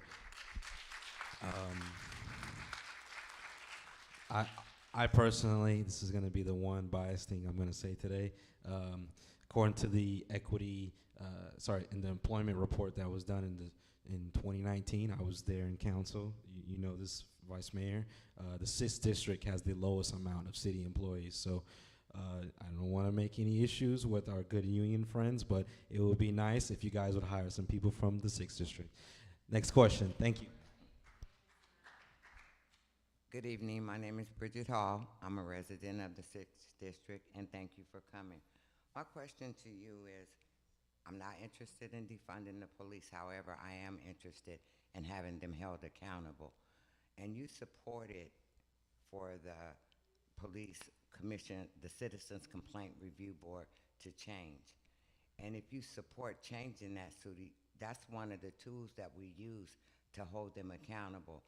And if you take their powers away now, you take away the power to subpoena them, you take away the power to interview them. And if you take those powers away, how can we start to hold them accountable if you do that? You know Yeah. how in the city, they paid out in the last 3 years, 81 million due to their egregious behavior. We need the Citizens Complaint Review Board in order to hold them accountable.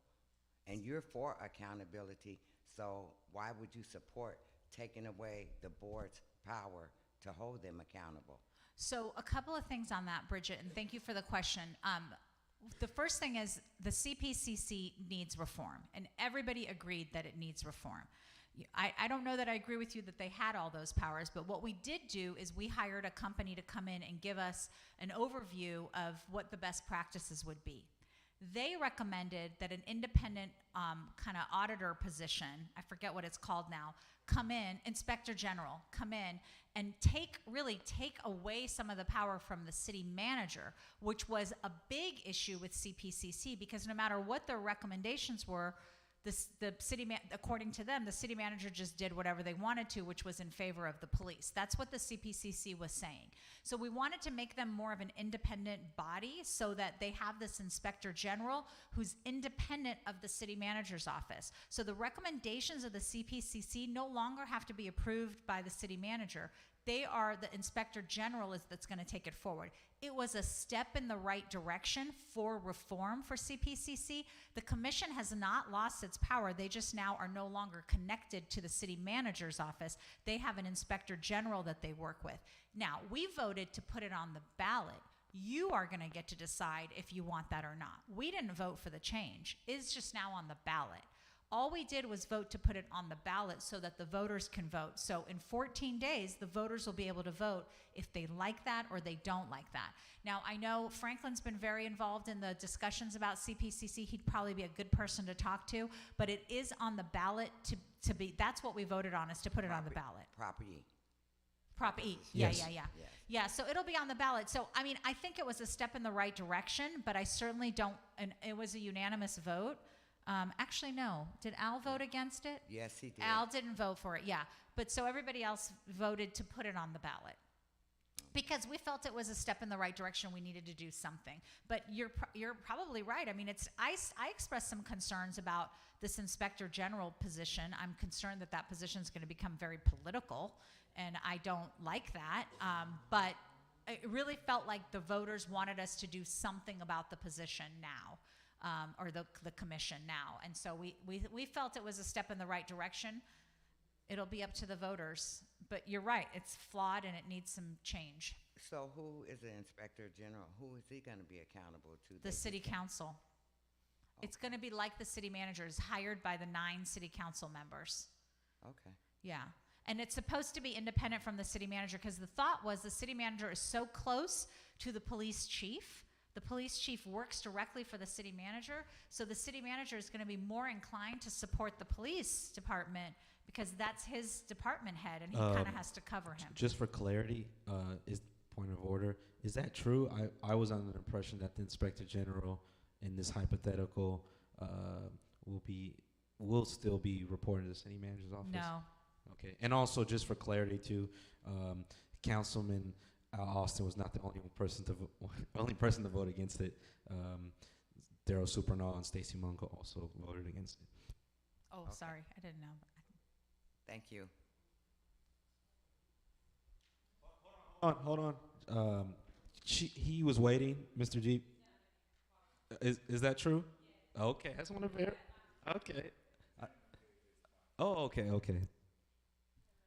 I actually wanted to just follow up. I actually sat on the Citizens Police Complaint Commission for the 6th District, and I sat on that seat until my term expired. And no, we did not have subpoena power, and no, we were powerless. We made several recommendations that were not followed through. It was very frustrating. I have emails to support recommendations that we had, and I do really, really wish that people would vote not in favor of that, and we need to revisit that because the power does need to be with the people, because we do need to have the oversight and we do need to be held. So I urge all of you to really look at that on the ballot. Thank you for clarifying that. I didn't think they had subpoena power, so thank you. How you doing, Susie? Good. How are you? It's a pleasure.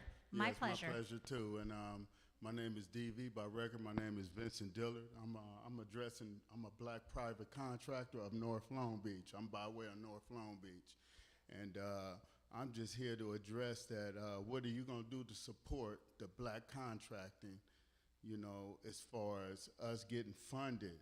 Because I've been a black contractor for 30 years. I'm doing work in Moreno Valley, Valencia, all aboard but Long Beach. What is you gonna do if you become mayor to support the black contractors that's from Long Beach to get the work in Long Beach? Says work is predominant. You see the work? Are you applying for contracts?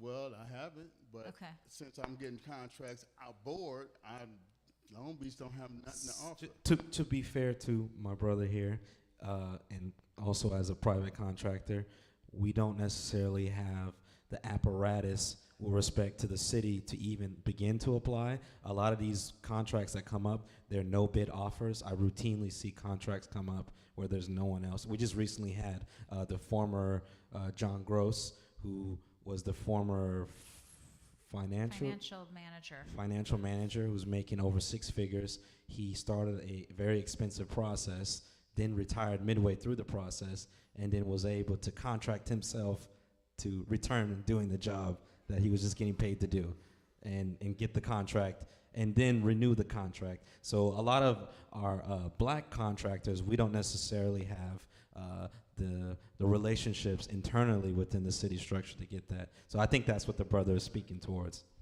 But I'm a double degree graduate, architectural design and drafting architecture of Long Beach. Congratulations. And I'm here to solidify what you gonna do to support the cause on people like me that got degrees in the foundation to make it happen to bring work to Long Beach. Well, one of the things we are trying to do, and I will continue to do this as mayor, is make sure that people who bid for a contract, now what Sinai is talking about is sometimes you don't even bid for the contract because you're going to be not successful in that bid because you don't have as large of an operation. So what we're trying to do is level the playing field a little bit and give more credits or more priority to minority businesses and minority contractors, and to make sure that our smaller operations have an opportunity to bid. Now, it sounds like there's a lot of work we need to do in making sure we're even getting the word out about the bids and encouraging you to apply, but that's something I will be committed to continue working on. I understand the importance of that. My husband's a veteran and I'm a woman, so every once in a while there's opportunities that come up for veteran-owned businesses and female-owned businesses. And those help, but I don't know if we've ever been really successful, but we have to have more opportunities for black-owned businesses who want to contract with the city. So I would look to you to tell me, what can we do to make it so that you're actually viable when you apply? Yeah. You'd need to educate me because you're an expert in this field, I'm not. We just need more coercion to bring toward us, because we here, we doing the work. If I show you my work, you'll be like, Scooby-Doo, you do this? I show you my work right now on my phone. I solidify my work and what I do for 30 years. My work is profound. It's, it's self-explanatory. Well, you keep my number. All right. And if I'm honored to be the next mayor, then you and I will talk, and you will educate me as part of my transition team on what can we do better to bring in more of our local businesses into the city when we're doing government contracts. Thank you. Hold on, Pastor. Oh, this is absolutely you want to ask a question? Go ahead. This is absolutely the last question. We have got to go. Wait, you're never going to be running a council meeting because you said that you're like the workout coach that says only 5 more push-ups and then there's This is 10 absolutely the last question.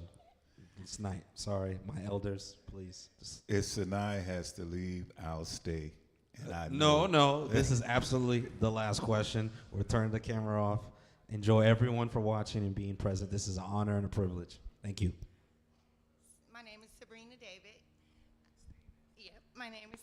David, and I took the liberty because I know he couldn't say no to me. But Suzie, you and I have talked lots of times, and you know that I'm in your corner 100%. I absolutely support you. But one of the conversations that we recently had, actually, when we met earlier in the week, you talked about putting together a group of African Americans, obviously to be others, but for this point of this meeting, a group of African Americans so that we could express what some of our concerns are after you become mayor. Amen. That a group of individuals to speak to and maybe help you determine what our community needs. I absolutely appreciate your transparency, and that's one of the reasons why I have been pushing. Even though I'm not registered to vote in Long Beach, everyone knows that I love the 6th District, and I've been pushing your agenda. I was hoping that that was something that maybe you could share with everyone, because they're saying, what are you going to do? What are you going to do? What are you going to do? And from when I'm working with Dee and talking to Dee, I've never, ever been a part of politics. I hate politics. But after sharing his experiences with me, we realized that there was a lot of stuff that we need to do as a community as well to support our politicians and the people that are in place to do a particular job. So if you wouldn't mind just kind of sharing what you shared with us last week about how you plan to put together a group of individuals to address some of the issues that we've had. Yes, absolutely. So, first of all, I'm very open about admitting what I don't know. I'm not black. I've said that before. You're going to have to help me. You're not Persian. You never walked in my shoes. I've never walked in your shoes. So you're going to have to partner with me. And let me tell you, before I even applied to be mayor, I met with somebody in this room. And he said to me, the history of race is very complicated. It's going to play a factor in this race. But I'm going to support you. And from day one, there have been a number of people in the black community who have stood by my side, some silently, some publicly, and have helped me through this process. Those people are going to help me figure out how to transition this city to a place where we need to be, where we're united and where your needs are heard. They're going to help me. You're going to help me. But they're going to help me because I trust them. Because they stood with me when many others wouldn't. They took a chance on me when a lot of people wouldn't. And I just want to stop and just say one thing about our Vice Mayor Dee Andrews. There are very few people in this world who will open up a door and give you an opportunity. And Vice Mayor Andrews opened up a door to his world and allowed me to walk in and stood by me so that I wasn't alone. Thank you. And I'm never, ever, ever going to forget that. Never going to forget that, because he did for me something we all talk about doing for others but rarely do. He gave me an opportunity to shine in the best way that I could. He's been calling me mayor for like 8 years now, but I'm so grateful for him. And a lot of the people that I've met on this journey, I've met because of him. So thank you, Sheba and Sinai and Pastor, for having me here in your home. I'm so grateful to all of you for giving me the opportunity to have you learn a little more and me learn a little more about you as well.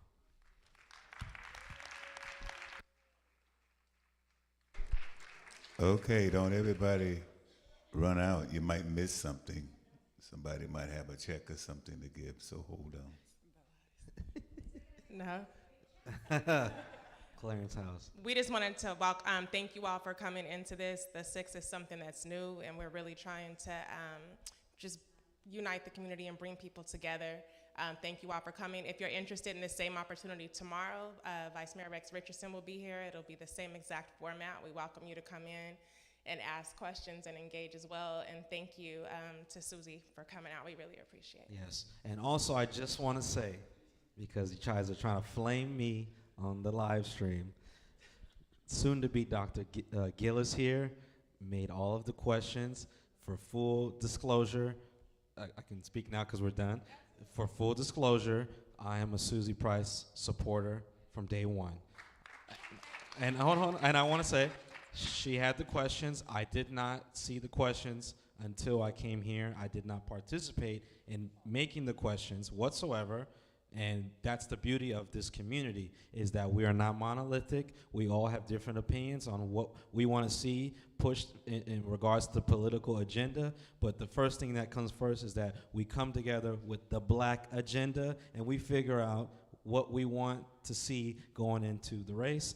And so I just wanted to say that because there's some haters out there who don't want to show up in person and say it to you in your face, but they want to say it on social media. Just to be clear, this is a correct. It was a committee that I was not a part of. And tomorrow, hold on, and tomorrow we're giving just the same opportunity for Vice Mayor Rex Richardson to come down and have his own spiel and have his own opportunity, because we are bringing together the power of this community. I just want to say, because we have the Vice Mayor DeAndrews here, in the last election, 13,000 people voted for who was to become our council person, right? You know how I voted. That said, there's 47,000 people that live in this neighborhood. So 13,000 people decided for this neighborhood who got to represent us. If you have an issue, think about, were you one of those people or were you not? And moving forward, as this lady just, our council person here just said, in 14 days, you will get the opportunity to decide, do you want to be a part of the program or do you want to sit on the sidelines and complain?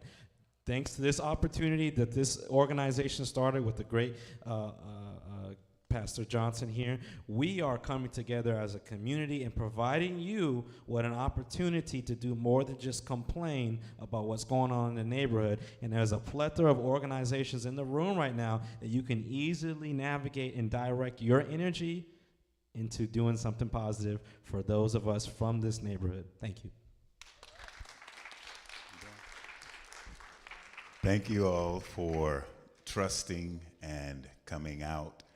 And did we not enjoy? No rush, no fuss, very comfortable and very casual and very cordial. Thank you all for being. Now we got to pray out now. I know we've been here a long time. Now y'all want to run out because we get ready. Father, we thank you for your love, your kindness, your tender, sweet mercy, more precious than silver or gold. Thank you for this evening.